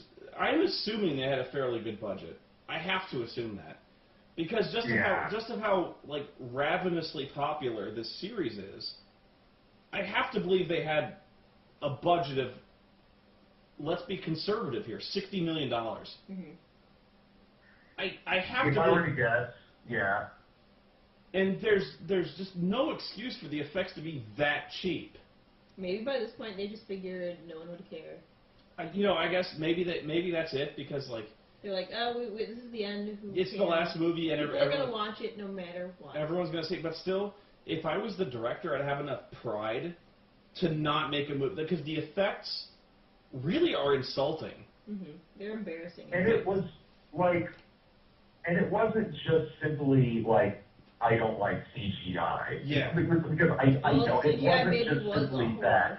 This was significantly worse. Like we mentioned Sci-Fi Channel, Asylum earlier. Yeah. There are moments where it really is like that. Yeah. Like it was basically on par with, if not worse than, Asylum picture effects. The dinosaur in the Asylum Sherlock Holmes was a much better effect than any of the wolves in this movie. Yeah, I was gonna say, like, any shot of Renesmee riding the wolf, I would put up against pretty much any Asylum. I like Snakes on a Train.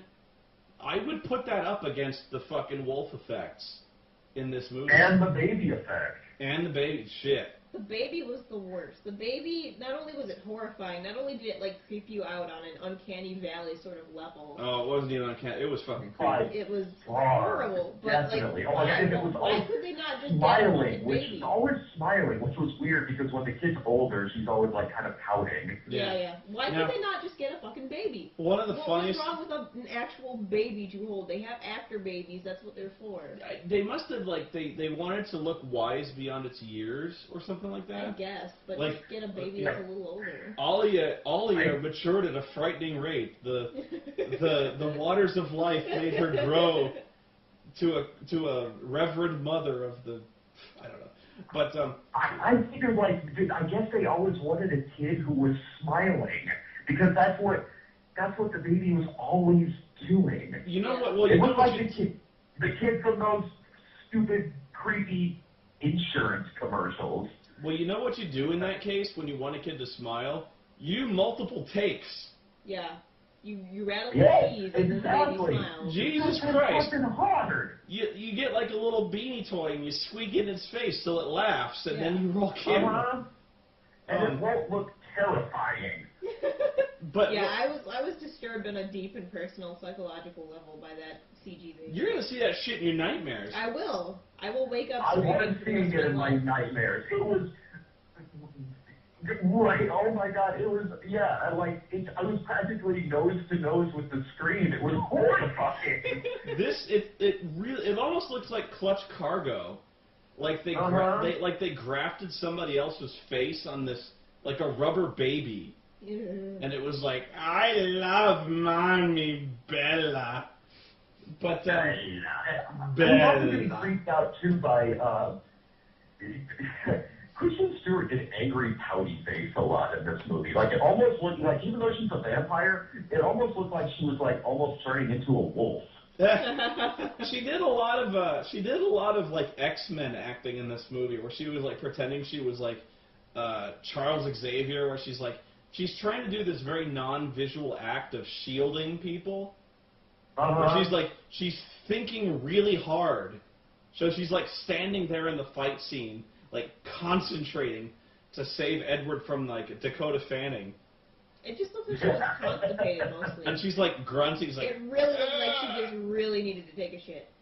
And like you wonder why in the middle of this huge melee that's going on, like people are getting their heads twisted off like Snapple caps. Like why nobody fucking charges Bella? Yeah, everyone's just like fighting around her, falling to the ground, and nobody is trying to hit her. She's just standing there unmolested. Speaking of, if there's a drinking game for this movie, you should take a shot every time someone gets their head twisted off. Because like you they're see, like fucking dandelions. It's the most decapitations I've ever seen in a PG-13 film. it's like pulling stems out of a cherry. These things, like, and by the way, they or pulling apart your Barbies. Like they were trying so hard to get Michael Sheen's head off at the end of it. Yeah, they were like, "Oh, come off!" He's like, "Oh, don't pull that. Oh, it hurts." Ooh. Oh, that hurts. But by the way, they like on top of him, and God, it was great. It's like, oh, Edward, no, back further. Yes. But did you notice they completely disregard the death effect for the vampires from every other movie? You know how like when a vampire dies in every other movie they turn to like stone? Yeah. Like ash or stone. They don't do that in this movie. No, they just fall down. They're just dead. They fall down, but the thing is, like, so many people get decapitated. Like when Carlisle gets decapitated by Michael Sheen, he like holds the dude's head up, and Carlisle is still like alive enough to like, he kind of like rolls his eyes back and his jaw goes slack. Yeah. That was so fucking funny. And they do that. Like, they do that like 3 times. Like when Michael Sheen gets his head ripped off, they throw his head away. And the head like rolls, and like it's his still, head, like, moving a little his bit. head, his mouth kind of moves, and he's like, "Oh, that hurts so nicely." Finally got the kinks out. You remember when that vampire, that long-haired vampire who like never says anything, but he always looks like he's kind of in mid-orgasm? Yeah. When like dudes finally grab his arm and they're trying to pull him apart, and he's like, "Finally."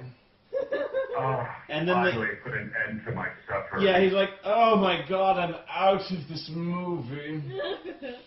Well, that's exactly what it looked like. It looked like he was saying like he just goes, "Finally," but it's like unspoken. He's like, "Oh, thank God, I'm out of this movie." Well, like what I wonder is why, like, not only were they pulling their heads off, they were pulling their arms off too. Yeah. They were like pulling them apart like they were like fully articulated dolls, and they had to get every piece off. Like those dolls you buy at Michael's craft store that like pop off of these little ball joints. You see so much dismemberment in this movie. It's the most bloodless dismemberment I've ever seen, too. Like vampires. Yeah. What about that dude? They pulled his head off by his mouth. Oh, that was actually one of the better kills. Yeah, that was pretty. I was surprised they showed that. That was actually fairly gory. That was kind of nasty. Yeah. But that's what Jillian said afterwards. Jillian Jake mentioned that. They were like, I'm actually surprised they showed that. I was like, well, that's just because it didn't have any blood. Yeah, there's no blood. Oh, going back to Mustache Dad though, did you notice that the first time he sees Renesmee, the kid is clearly like a year old. Yeah. Like even though it was just born. And then the next time he sees the kid is like 7. Yeah. Yeah, that's what I want to ask, because that's something I was confused about. How long was that after her being an infant? You think he'd be a little bit suspicious, just a tad. Let's be generous. Again. Because this is when they're waiting for the Volturi, so it couldn't have been more than a year. No, okay, well, let's say this was the dead of summer, and the Volturi were going to appear in the winter. On the generous side, and I think it was much less than this, but on the generous side, let's say 5 months. Yeah. In 5 months, this kid is like 3 feet tall. And Mustache Dad even says at once, but like, damn, she's grown 6 inches. I'm like, bullshit she has. She's fucking walking. Yeah.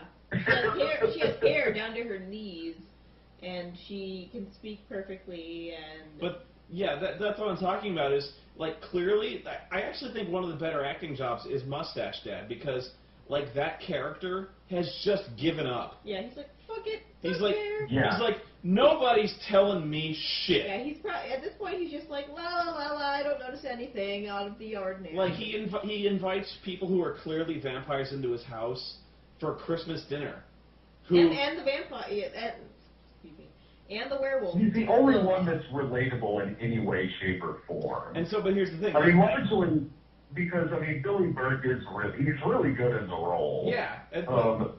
Billy Burke is really good in the role, and it's like his performance is genuine. His performance is genuine. It's good. When it's funny, it's legitimately funny. But he also does have, not that he's like wildly over the top like Michael Sheen, but you can tell that he and Michael Sheen are well aware of the kind of movie they're in. Yeah. And what's funny is like he invites these vampires to his house who are obviously not eating anything.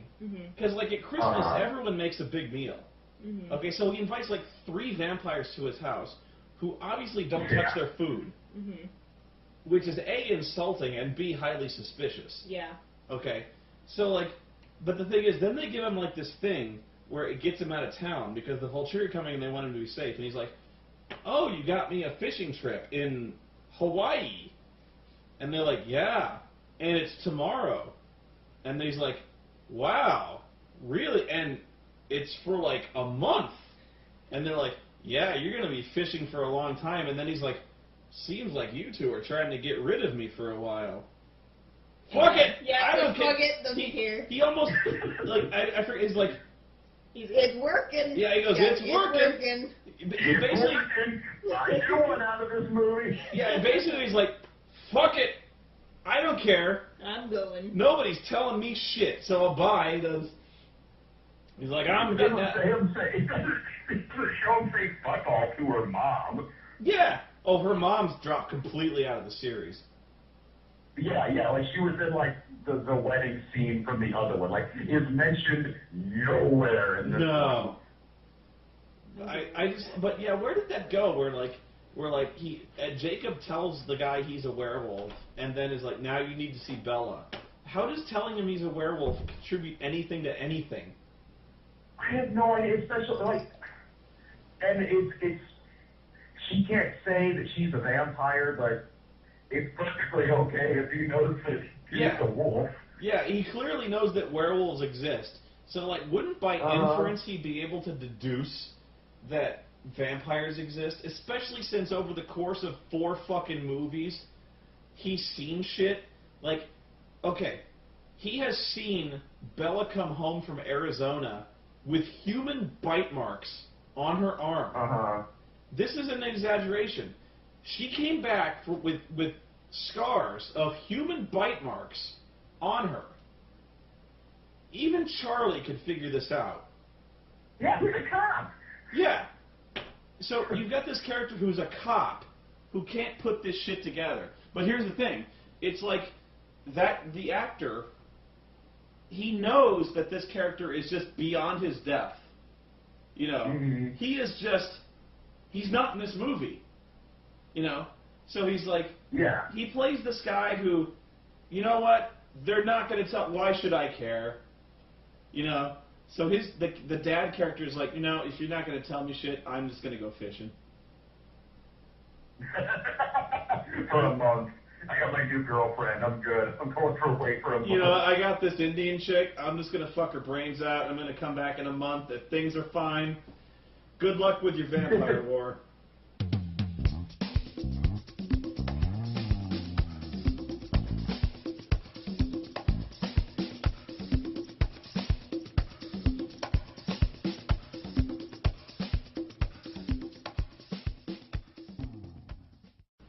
Yeah. Well, by the way, this Indian chick right here, we're totally together. We're totally hooking it up. You didn't see that? Oh, that was a deleted scene from the first movie.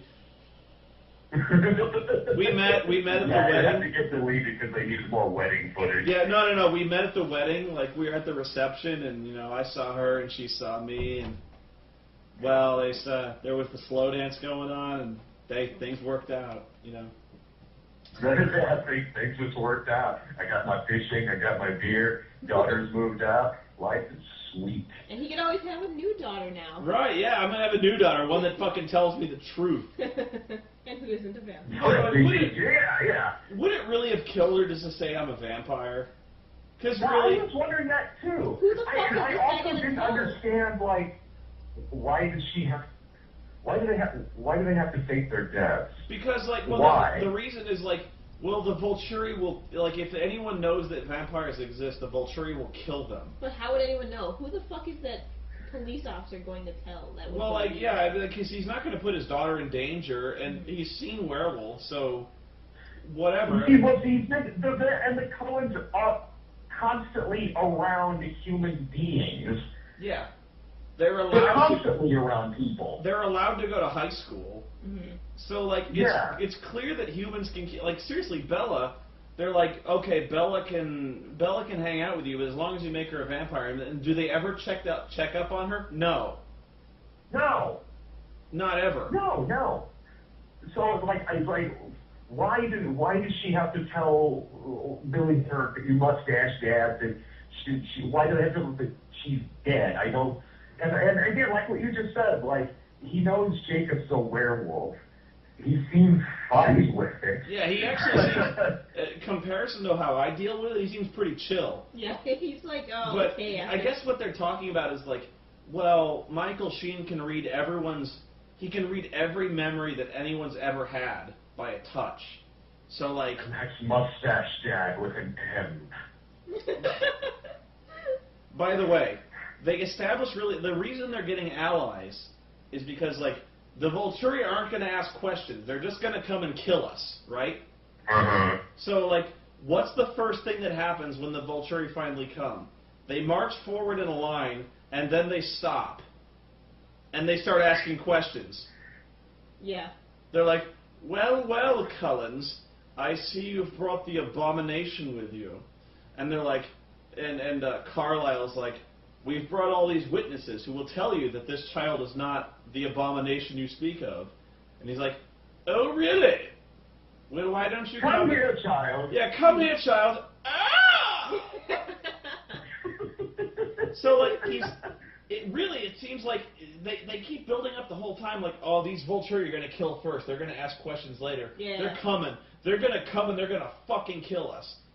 And then, when Carlisle makes a perfectly reasonable request to have a hearing, they do. Mm-hmm. Yeah, basically. He's like, yeah, come on and let me read your mind and I'll see if you're telling... And then he reads his mind and sees he's telling the truth.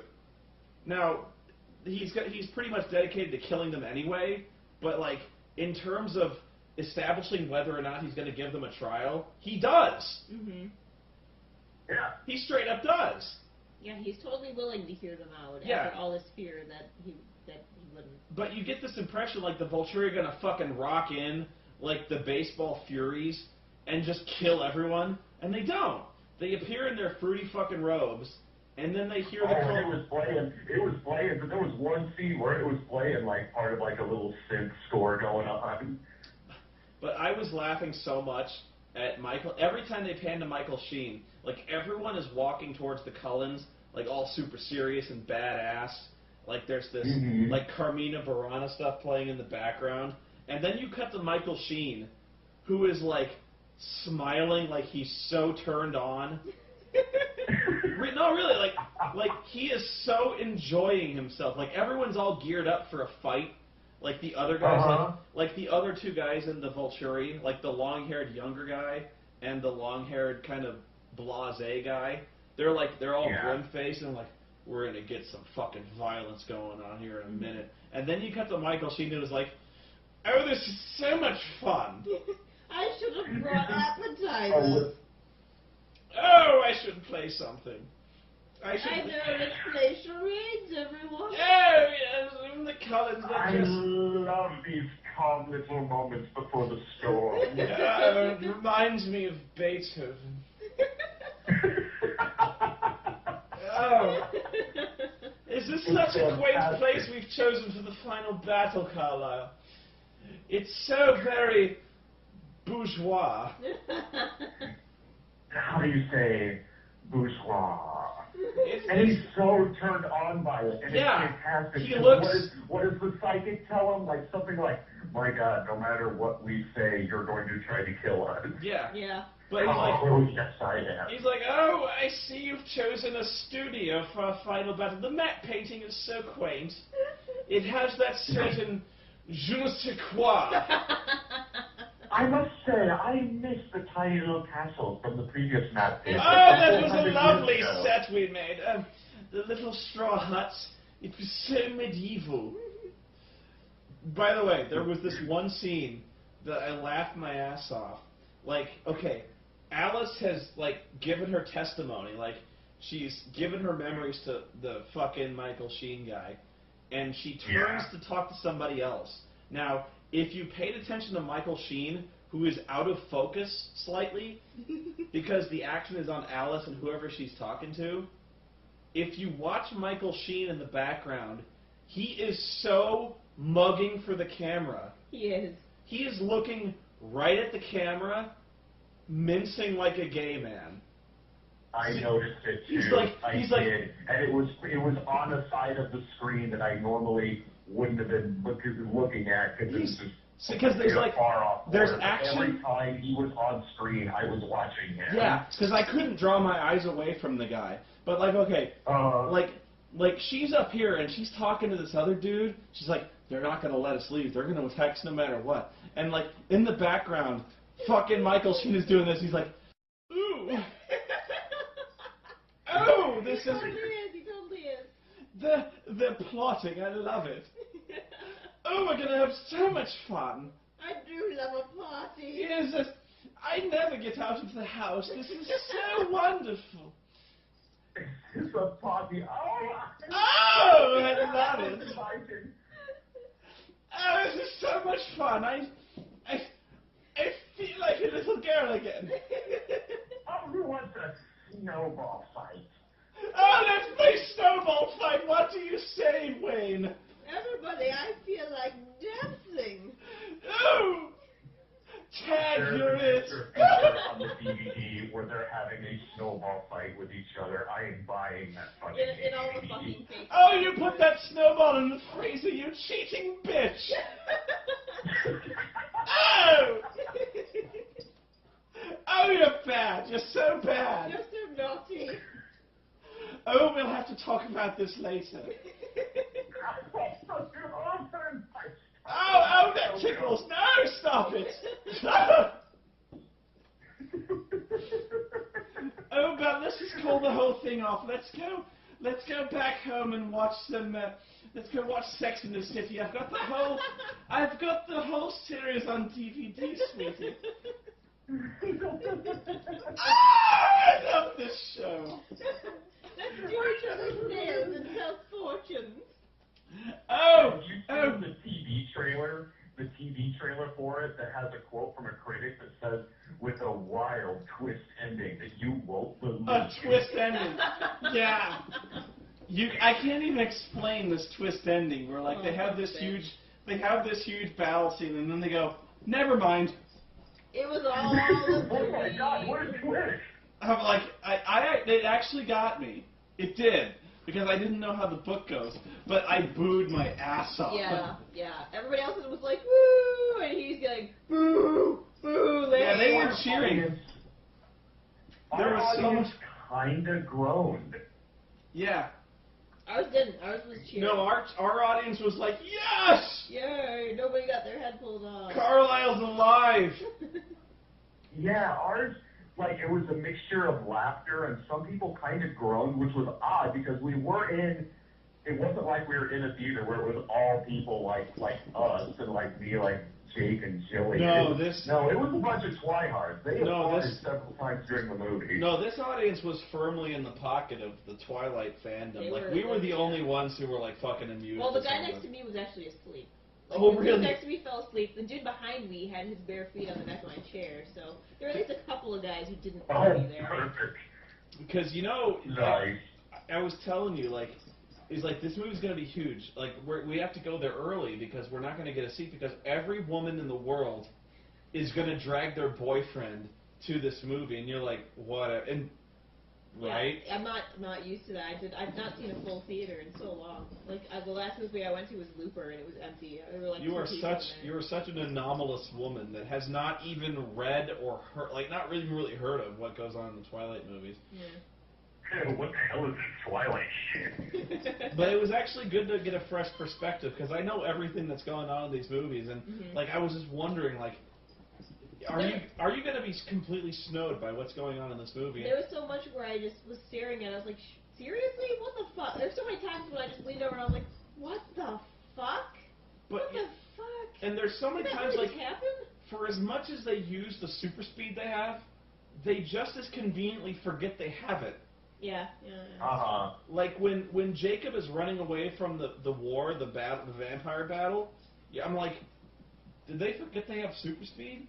Yeah, eventually one dude did jump, Yeah. but only one. Then there's one guy, like this black guy in the Volturi, who's chasing them. But here's the other thing I noticed that was like the black guy as he's chasing Jacob through the woods, he's breathing hard. Yeah, he's panting as he runs. He's like, You don't need to breathe. Did you forget that? yeah, I was like, they just established they don't need to fucking breathe. And this guy's like, I'm going to hit you. Pretending to breathe just in case Billy Burke walks by. Yeah, they seriously should have paid that off at some point because they don't pay it off. Why did you introduce this character if you're not going to do anything with it? Because I was like, okay, any screenwriter worth his salt is going to finally pay off the fact that Billy Burke puts this together. Like, he's like, you know what, my daughter's a vampire, I don't care, I'm going to protect her. So, like, somebody is going to have Bella pinned down, is about to twist her head off, and then a shotgun goes off and kills the vampire. And you're going to see Billy Burke goes, I love you, Bella, sweetie. Oh, that would have been awesome, actually. That would have been really Because cool. if you know anything about screenwriting, would have been amazing. if you know anything about screenwriting, you go, is this scene necessary to the movie? And anytime you ask that about Billy Burke's character, the answer is no. Yeah. There's no reason for him to be there. It's like he's only there just to be faithful to the books, to prove that Bella actually has, human parents who care about her. You don't even fucking establish it unless you can use it. And but I remember you remember the guy who's the last Airbender? Yeah. Yeah. It's 3/4 of the way through the fight, and then he looks around and he's like, Oh, wait! "Oh right, I have complete mastery over all 4 elements. I have these magic powers. I totally forgot somehow. I can split the fucking earth open and swallow my enemies whole. I can cleave the earth in twain. Why didn't I remember this? I can literally cause an earthquake. A couple of wolves. Yeah, I can cause an earthquake that will devour the entire Volturi army. Shit, I should have thought of that before they... Oh, I'm stupid. God damn it. I'm my bad, guys. I fucked Sorry, up. I swear they were even using some of the same map paintings from Last Airbender. They also I was waiting for him to do the Tai fucking Chi. movie. But, like, what the fuck good is he? Like, okay, he can control wind. He can control fire. Why doesn't he, make Why doesn't he light all of the bad vampires on fire? Why doesn't he, make his hands into flamethrowers? Yeah. Why doesn't he make a wind that's so strong it blows the bad vampires away? Yeah, as they're running at each other, he could have just gone whoosh. Why doesn't he turn the snow that's under their feet into ice and, fucking Don't freeze they all have their fucking feet? torches with them anyway? Because they'll be light. When Yeah, one they of them have gets the torches. decapitated, don't they set Where them did on she get that fire torch? afterwards? Yeah. Where did they get the torch? Why did they need the torch? Do they need to be extra dead? You've just pulled their head off. Do they Yeah. need to be more dead Well, than the thing is, Michael Sheen's head was still alive. Like, if you, just pushed them back together, would they just reattach, like He's Deadpool, or... he's like, oh, you twisted my head off. That is so gauche. Bad form! Bad form! Unoriginal. I love this bad form, old man. Oh, please. Seen This this. is so 1999. Very retro, I but love I'm throwing the disappointed in you, fake kid Edward. on the fire in the flashback. Mm-hmm. But, here's the other option. He can control water, okay? Why does he not, Yeah. melt the water under their feet because they're on a frozen lake? Yeah, you could have just sent them all down. Send them into the... And I'm not the only guy who thinks, okay, you've got the 2 Brazilian chicks who can make... They've established with the powers they can make anyone see what they want. Yeah. So why doesn't she make all the Volturi blind? Yeah, they establish they can do that to their own people. They can You've even got- try it on the bad guys. You've got Harpo. You've got Harpo who can, his power is emotion control. He can make anyone feel any emotion they want. Why doesn't he make them feel complete crippling apathy? Or calmness. Or calmness. And it's established, too, that they don't even have to be touching them in order to do Right. that. Yeah, they don't need to be near. And, like, you can't even give me, like, oh, they can't do that. Because Bella manages to transmit her power over, like, 100 yards of distance to cover the entire vampire coven that they've got. You can't tell me that fucking Harpo, over, like, the 300 years that he's been alive, can't project his emotional control to more than one person at a time. Mm-hmm. You can't tell me that. No, not at all. It's quickly, and I loved her learning how to do that, too, using Edward as a guinea pig. This one better work, though. I put the juice up to full power. It's almost like they turn the vampires into the X-Men. Yeah. Because their vampires their powers are completely random. Like one guy controls the elements. What the fuck? Mm-hmm. Like one guy. You mentioned Airbender too. I lean over to Jake and I'm like, he's a fucking bender. Yeah, he is like I liked it too. Like I was like, it's a water bender. What? Without even trying, he's like surpassed on the last Airbender in like every respect. Mm-hmm. What is Carlisle's superpower? Does anyone know? Maybe he doesn't have one. No, everyone has one. They established that. Like, we all have our His gifts. superpower is he spells Carlisle with an S. Yeah. No, I think it's that he can wear, like, a cravat. Like, he wears, like, you know how that guy in Scooby-Doo, the blonde guy? Oh, yeah. Always has, like, that neckerchief. That's his powers, that in 2012 he can still pull off the neckerchief. That's a good power to have. My only power is He's got the power of style. Hey, if you could have that power, you'd take it. Fuck yeah, I would. You kidding me? You have the power of wearing a sports jacket at all times. I know, right? Yeah. I wish I had that power. I can't wear collection sports. would grow like crazy. Yeah, I know. I don't know what Carlisle's wife, the dark-haired chick. I don't know what her power is. She doesn't do very much. She doesn't do anything. She like looks at Carlisle like she's worried. Yeah. And that's her entire thing. She gives him concerned looks and pats his arm a lot. Yeah. So like when he gets his head twisted off, she's like, oh. Yeah, she looks mildly shocked, like you'd look if you got mud splashed on your favorite shirt. You remember at the end when it turns out nothing actually happens? That the two Russian guys. The two stereotypically Russian dudes who are like... Looking for nuclear vessels? Yeah, we came here looking for nuclear vessels. We also came here to fight the Volturi. They come there and they're like, the only reason they came here is to fight the Volturi, right? Mm-hmm. So when it turns out nothing happens at the end, they're like, what, we're not going to fight Volturi? And everyone's like, no. And they're like, what? We ran all the way from Russia for this crap? Fuck you guys! And then they run off. Yeah, they just leave. Now what? Who knows what they'll do now? But yeah, the Volturi run off. Back to their modeling jobs. Yeah, the Volturi run off back to their runway jobs in Milan. But I was like, you know how this really should end? Like how this really brilliantly would end? Is the Volturi run off and everyone's celebrating their victory, and then the Volturi come from behind and kill them all. Yeah. That would have been amazing. Like they just they're all doing their little Ewok dance of victory. They're all like, yay, we scared the Volturi off. Who just when they went out of sight just circled around the forest and then jumped them from behind and like twist half their fucking heads off before they know what's going on. Yeah. And then you go, the end. Like why wouldn't they try it? Like obviously the main Volturi guy knows the future because Alice has just shown him. Well, that doesn't show him that he can't. He knows the future. He knows the future if he attacks her right there and then. Yeah, exactly. Nothing at all. Yeah. He can't try it again another time. But he doesn't know that if he circles around and takes them from behind, they won't win. Mm-hmm. In fact, they are so oblivious to the idea that they might actually come back. Which is what I would do. Mm-hmm. Like, as soon as I was out, if I was Michael Sheen and I was out of eyesight, first I would have sex with one of the guys. The second thing I would do is like, okay, that was fun. Now, that was pure delight, Sebastian. Now let's run a half mile back behind them and charge them and then screw them. Well, they'll be so very stunned. We'll blow their little heads off like Barbie dolls. We'll kill them and bugger them.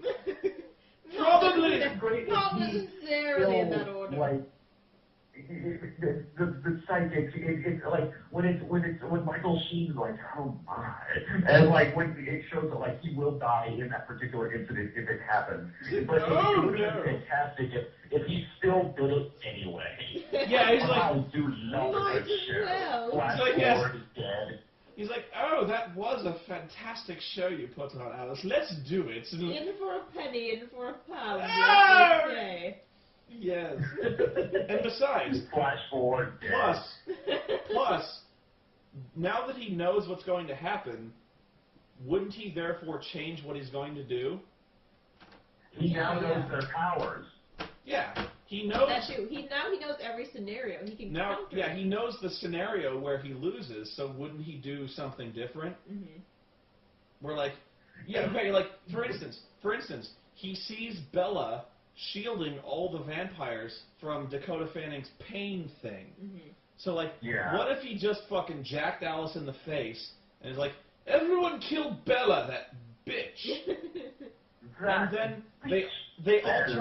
then they all charge Bella at once. Mm-hmm. They tear her apart, and all of a sudden their huge advantage is gone. Yeah. Mm-hmm. Think about this, Stephanie. This is the I don't think she read like The Art of War before writing this. So this is the problem when you introduce a character that can see everything that happens in the future, because seeing everything that happens in the future changes what you're going to do, which changes what happens in the future. Mm-hmm. And when you have a character like Michael Sheen in this movie, who pretty much looks for any excuse to kill anybody. Maggie Grace at the end, oh my dear, you got some information wrong. It really didn't result in anyone dying. Kill her! Wouldn't he have noticed, by the way? Any excuse to really kill anybody. Wouldn't he have noticed, by the way, when he grabbed her hands? Because he can see, his powers, he can see every thought and every memory that has ever crossed your mind. Now, that was in a previous movie, so you may not have seen that, because that's what he does. That's what I inferred. Okay, so he can see every memory that you've ever had. Why doesn't he, like, grab Maggie Grace's hand and says, my dear, you were a mile away. Yeah. How the hell do you know what you saw? That could have been anybody. What probably couldn't even tell that that was a bloody fucking map painting. Well, by the way, what was she doing there? Why was she there in the first Why place? was she on that fucking hill watching them? Yeah. Why was she there? How did she get there? When did she show up? What was she intending to do when she got there? The only other time I remember seeing her, and I might be wrong, but the only time I ever remember seeing her in the others was in the wedding in the other one. Yeah. But here's an even simpler question. Okay, you're Michael Sheen, and you're done having sex with the other two guys in the Volturi. Sold. You're done. Okay.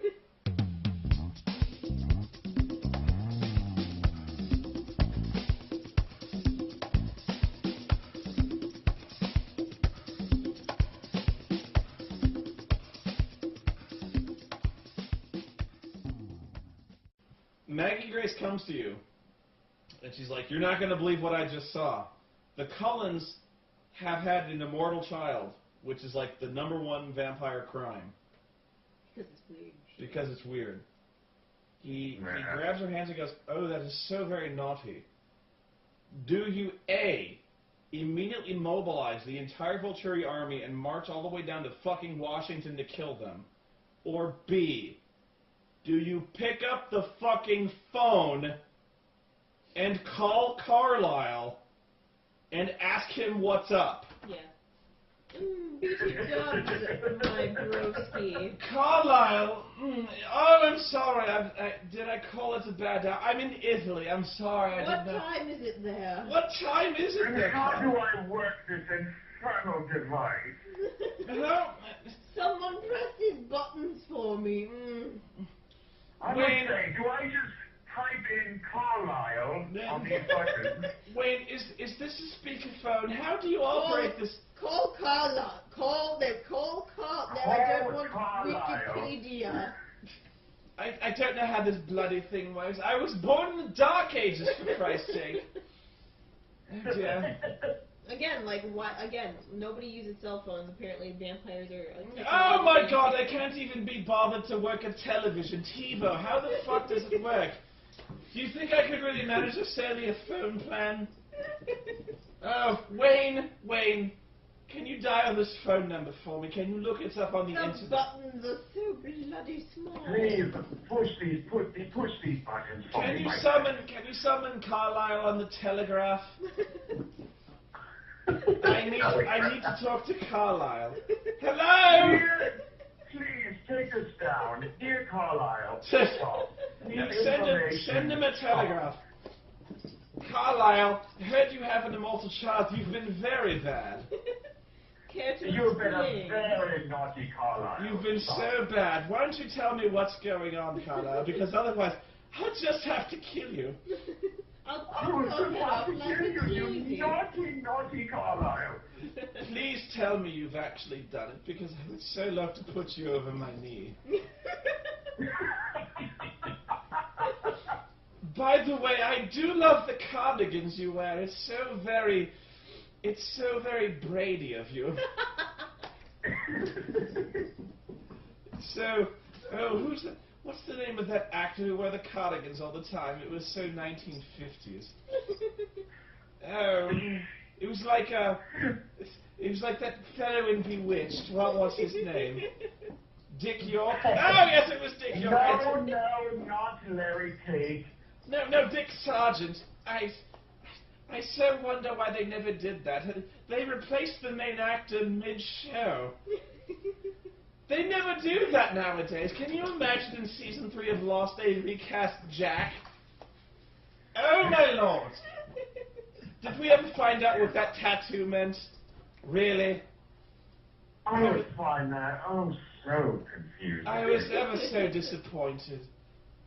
What is that thing people look up? Wikipedia? Wayne! Wait, where is Wayne? We have to Google vampire children. Could you put on the Googles? When you type in vampire children on Wikipedia, I need to know just how dangerous this is. I also love how fucking Carlisle, who is like 300 years old plus, yeah, like when faced with this never before happened, this child born of a vampire and a human. Never before to his knowledge. Okay, this child of a human and a vampire. He hands Bella a thirst buster cup full of blood, and then he Googles like vampire human hybrid children. Because the Google knows them. I'm not even shitting you. We must inquire the Google. He Googles this shit.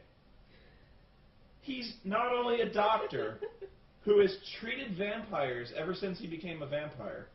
He's like 300 years old, and he Googles it.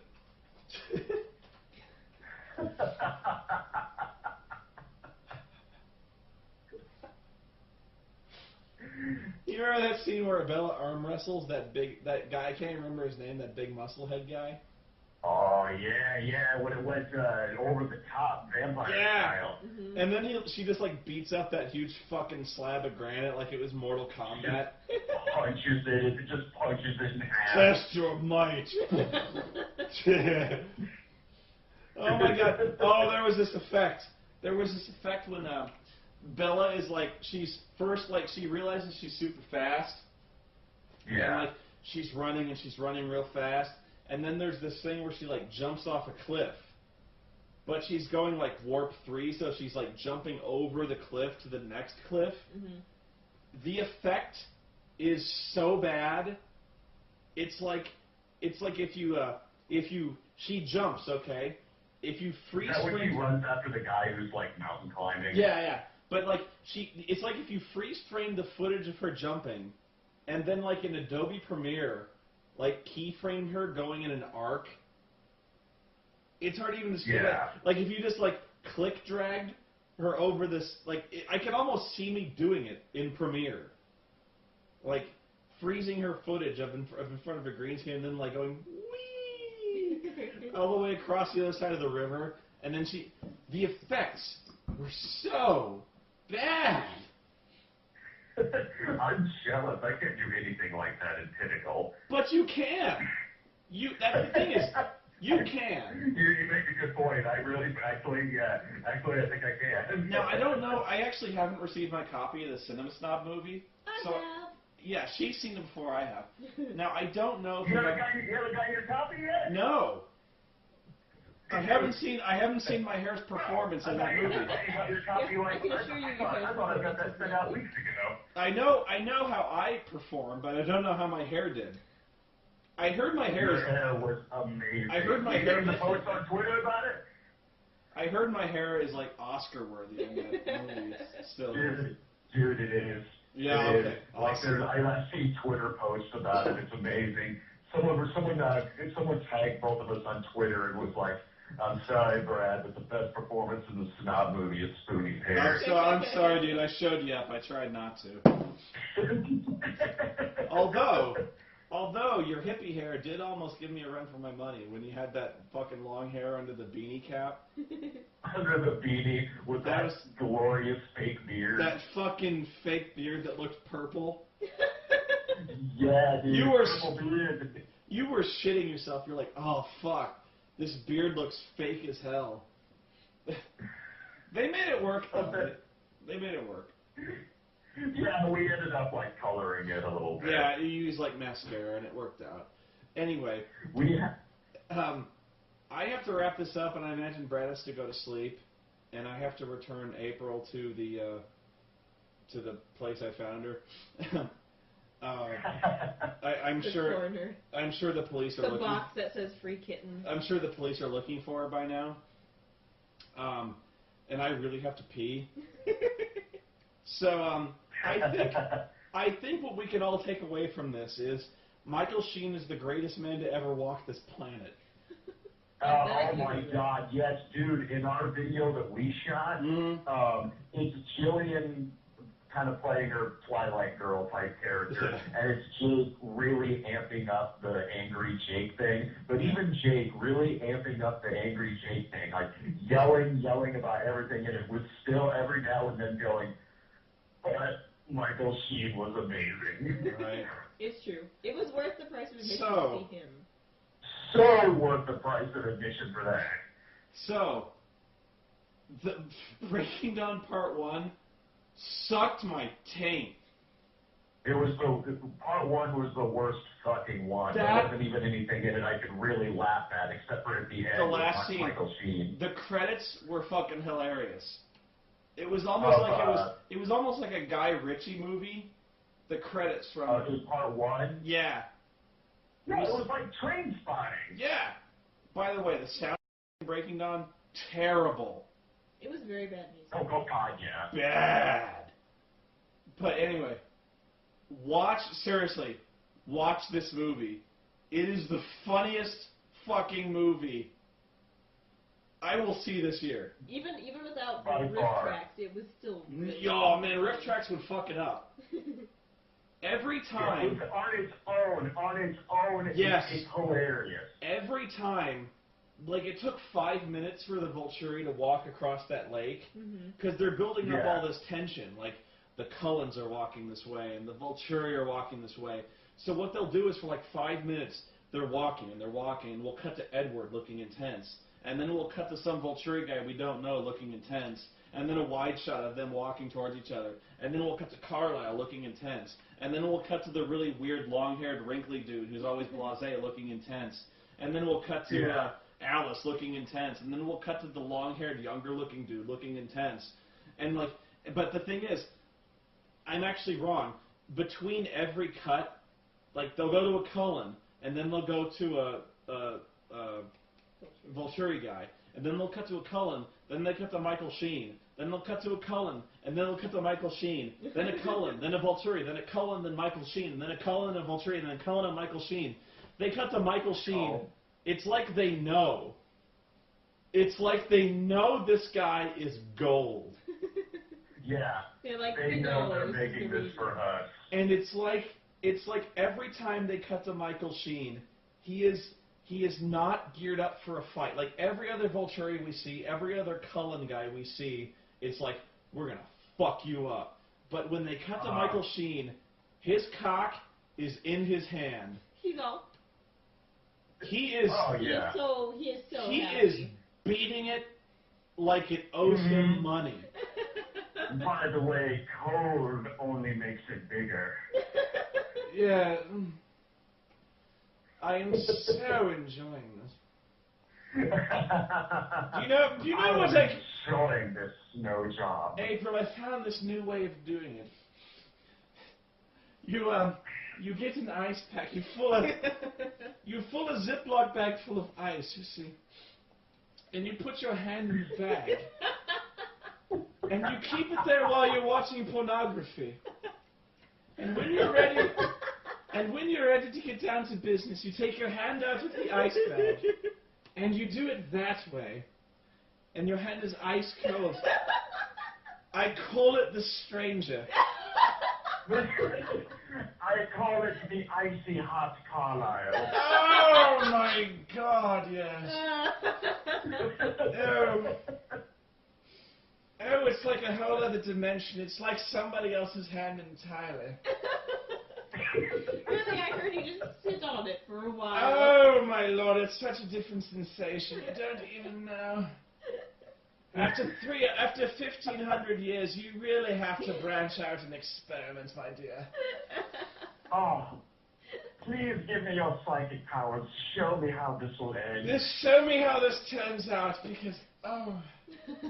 Because I want it to happen twice. Yes, I must have... Oh, if only this could happen twice, and now it can.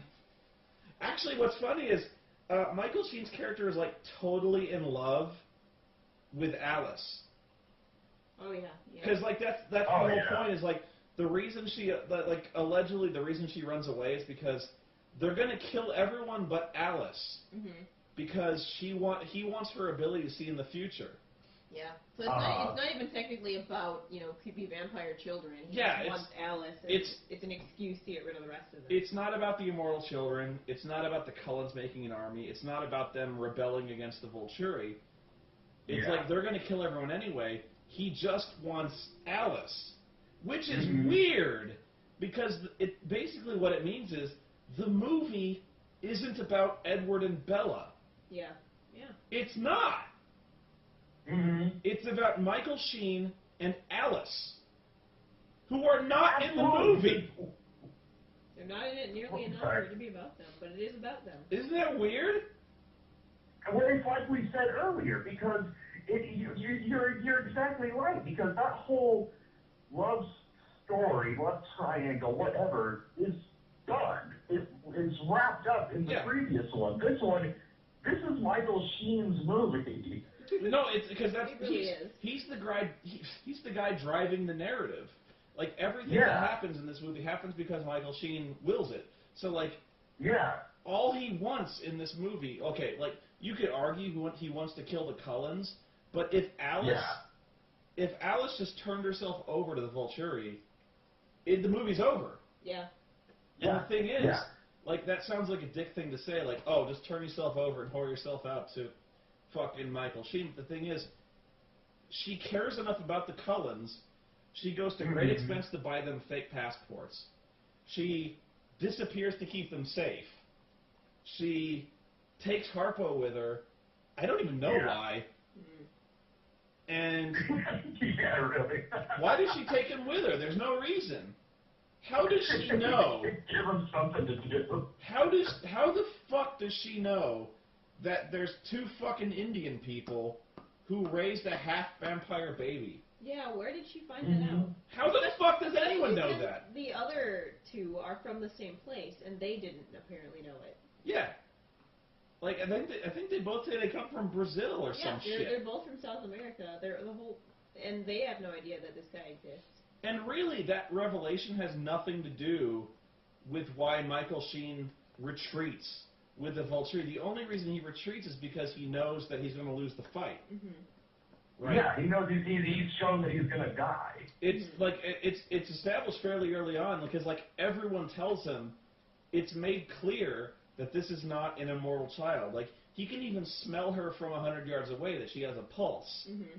Like and Alice basically like turns around and flat out tells the audience, it doesn't matter. That's not why he's here. He just wants to kill us. Mm-hmm. Yeah. Right. So like it only becomes clear at the end that he can't win the fight, that he retreats, and then after it becomes clear that he can't win, that the half vampire dude shows up, and he's like, I'm half vampire, I turned out okay.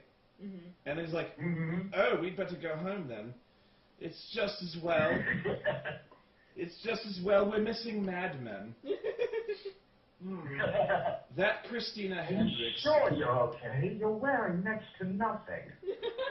That Christina Hendricks, I'm totally not into women, but I would stick my face in between those and rattle them forth like a motorboat. I would motorboat those for eternity. Oh my lord, those are like zeppelins.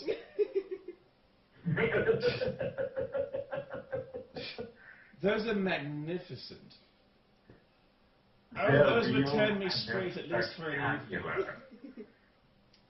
Did you see her in Firefly? Oh lord, I'm going to that special hell. I could do this Michael Sheen thing all night. Believe me, I have. The theater. That is all Jake and I were doing. And seriously, I am going to see this movie again. I am totally seeing this movie again. There's only a handful of movies I've seen in the theater twice. The Matrix, which I still feel bad about. Which one? The Matrix. Oh, yeah. Oh my God, why did I do that? The Lord of the Rings movie. I saw each one of the Lord of the Rings movies in the theater twice. Yeah. And I'm going to see this one. I am taking Brian to see this movie. We're fucking see this movie. I might actually kidnap you again and take you to this movie again because this was fucking awesome. It was very funny. This was so bad. I really wonder how Michael Sheen got away with this because let's say you were directing Breaking Dawn. God help you, but you were. And you invited me to your movie. You're gonna be Arrow, the head vampire guy, and you're gonna come fight the Cullens. Yeah. Okay, that's you. You're evil. You're the boss of this fascist vampire army. Go. Yeah. Where do you take this? Run with it. Okay, you're making a serious movie. All right. You're gonna make Twilight come to life. Yeah. You know the book sucks. Okay? Yeah. That's not a secret. But this is your movie, dude. You're going to make this flick. You're going to make this a success despite itself. You are going to make a good movie because you are Brad fucking Jones. You are the cinema snob. All right? You went to an adult diaper and you were in the Human Spider and I believed you. I believed the man was shitting into your ass. You sold that. That close-up where you were gripping the lawn. Oh, yeah. Oh, there's so much shit into my ass, I'm going to fucking make them believe it. Ah! That, my friend, was acting. Okay? Now, you're making... You're standing there do you need a robe or something? I'm like, No. I'm ready. I'm ready to do Where are my huggies? To do this. I can't believe I talked you into that. I didn't even talk you into it. You didn't talk me into it. Are you kidding me? I was sitting in your chair, and I'm like, I was thinking of this sequel to the Human Centipede. What if Dr. Insano did the Human Centipede, but instead of ass to mouth, he did ass to ass. And you're like, you should do that. You said no, you're like, you should do that. And I'm like, you should fucking do that. You're like, dude, fucking do it. Fucking, it was, because I was in, when you were doing Dr. Hyder lines. Yeah, I was like, Dr. Insano. Yeah. But you were like, you were such an enabler. God bless you. But you're like, dude. Oh God, yeah. I was in tears. I was laughing so but hard. But the first thing you said was, you're like, Spoony, do it. And I'm like, you know what we should do? You should do it. Like, I've got the Dr. Insano thing. What if, like, I got it? Ass to ass, but it's you and Brian. And, like, I didn't even talk you into it. You were like, awesome. It's fucking awesome. You're like, you're like, I'm in. We going to buy the props for it. Yeah. We're at Walmart buying props for it. Within 5 minutes. 5 minutes. You're like, I actually asked you, like, I can't believe I asked this. I was like, do you have adult diapers? And you thought for a second, you're like, no. We need to get some. Let's go to Walmart. And I'm like, let's go to Walmart. Yeah, you're like, let's do it. So we go to Walmart. We drive down to Walmart. We drive to Walmart, and then we got into this weird debate where we're like, we can't find the adult diapers, and we're like, we wanna ask, but we don't want to come across like assholes. Well, I didn't. The thing was, like, I had no problem like asking an employee, but the employee who was there was like 90. So Yeah, the employee. I was being a smart ass. The employee you asked was like the Walmart greeter age, where like the guy's like 95, and so like he was working the department, and you're like, I don't want to ask this guy because he's like retirement age, and so he's gonna think I'm like fucking with him, but I did it anyway. Yeah. But like, yeah. We were trying to come up with a cover story, like how do we ask for adult diapers when it's about 7 like that? Grandpa. And so you're just like, fuck it, I'm doing it. But yeah, like, I can't believe I didn't have to talk you into it. Like, I didn't even finish saying it. I was like, what if we did like the human spider but asked it like I'm in? And I'll do anything. And you're like, hang on. It's a great idea. And you're like, hang on, let me get Brian on the phone. How fucking awesome is that? You have friends that you can call, and you're like, dude, I need you down here in 15 minutes and put on an adult diaper. Don't ask questions, Brian. Don't ask questions, dude. I just need you over here. I need you down here in diapers. Fantastic. We're at Walmart. And we bring this stuff up, we're going to hit all this stuff in a cart. Dolls, diapers. Yeah, what we bought was tape, poster board. Yeah, we bought duct tape, poster board, adult diapers, and stuffed animals. And applesauce. We bought applesauce. He leans over to me and goes, we will never speak of this again. We bought applesauce because I was like in the checkout aisle. And there was like this weird bagged applesauce, like Capri Sun fruit juice. And I was like, we need this. I know. Applesauce in a pouch. We never used it. But I was like, no, yeah. Applesauce on what was it? Applesauce on the go or something like that. Yeah, I was like, I don't know what I was thinking. I was like, trusty applesauce on the go. There was this point I had you two guys on your hands and knees on the lawn in diapers, and I'm bouncing back and forth, and I'm going, yee, and that's how the neighbors. The neighbors are looking out the window. Are looking out the window because it was like when you watch the final trailer for it, or when you watch the final product for it, it's amazing. But when we were actually doing it, we did that for a while. Yeah, we were out there for like an hour, and I'm bouncing back and forth, going, "Eat him, eat him, eat." And then I turn to my right, and I see the neighbors like looking fucking horrified. They're like, what the fuck is this perversity? They did the same thing too when we did Human Spider 2, and I had Jillian run out there. By the way, like drop a big kid out of her. By the way, I'm gonna be down there sooner or later. I have thought of a sequel. Oh, perfect. I have found a way. You remember how we were like when we finished shooting the Human Spider? We're like, I'm like, how do we do a sequel? And you're like, we've already done ass to ass, and we've already done ass to ass to ass. We did the Human Starfish. I'm like, there's no way to top this. I have found a way to top it. Oh, real quick, my phone just flashed up 10%. Okay. I should have enough juice on here, but if you hear my phone die, I'll just run upstairs and grab the little cord. No, it's okay. Right back. I'm gonna wrap it up, but yes, next time I'm down there, which may be sooner than you think, I found a way to top it. We're gonna do this, and it's gonna be fucking awesome. Final sequence. It's gonna be final sequence. It is gonna be so hardcore. Seriously, this is like the best idea. The trilogy is complete. This is the best idea I've ever had. I'm a little frightened. And that is sad. I fucking love it. I can't fucking wait. When I get out, I can't tell the viewing audience what this is yet, but I'm gonna tell you later, and you're gonna love it.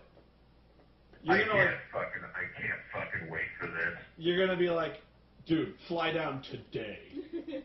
Fly down. I know I'm in Indianapolis right now, but you fly to my place tonight. I'll meet you there. Yeah, I'll meet you there with a box of diapers and some applesauce, and we're gonna do this shit. You get your applesauce on the go. You pick up some stuffed animals. You meet me at my place. I'll see you there Sunday night. I'm not gonna pack nothing but adult diapers, applesauce, and stuffed animals. It's gonna be fucked up. It's gonna be fucking great. People at customs are gonna give you the weirdest look. It's gonna be amazing. Oh, it's gonna be good. Let them rummage through your luggage then. That'll be. I don't care if the TSA sees that. I'm not gonna fucking explain nothing.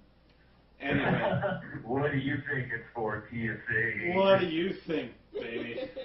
I'm gonna talk about my own, Michael's applesauce. You know the best way. You know the best way to do it is to put applesauce in your mouth.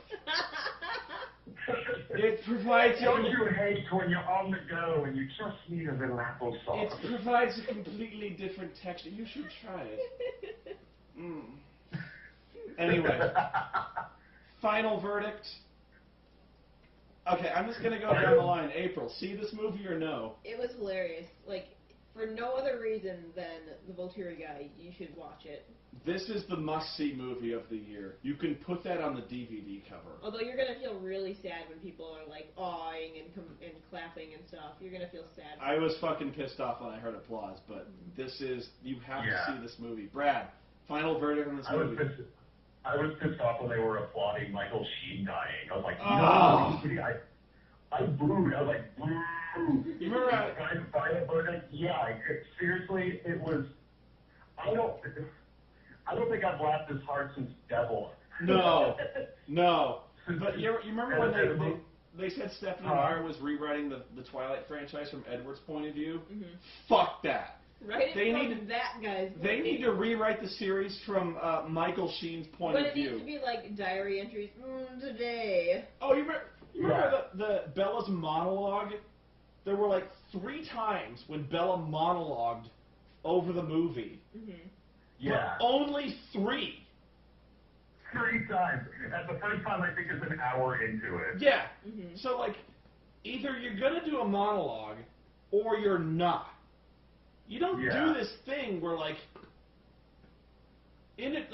accidentally 3 times during the movie you have the character just start monologuing to the audience. You can't do that. And sounding really bored, like she was just reading from. You don't do that.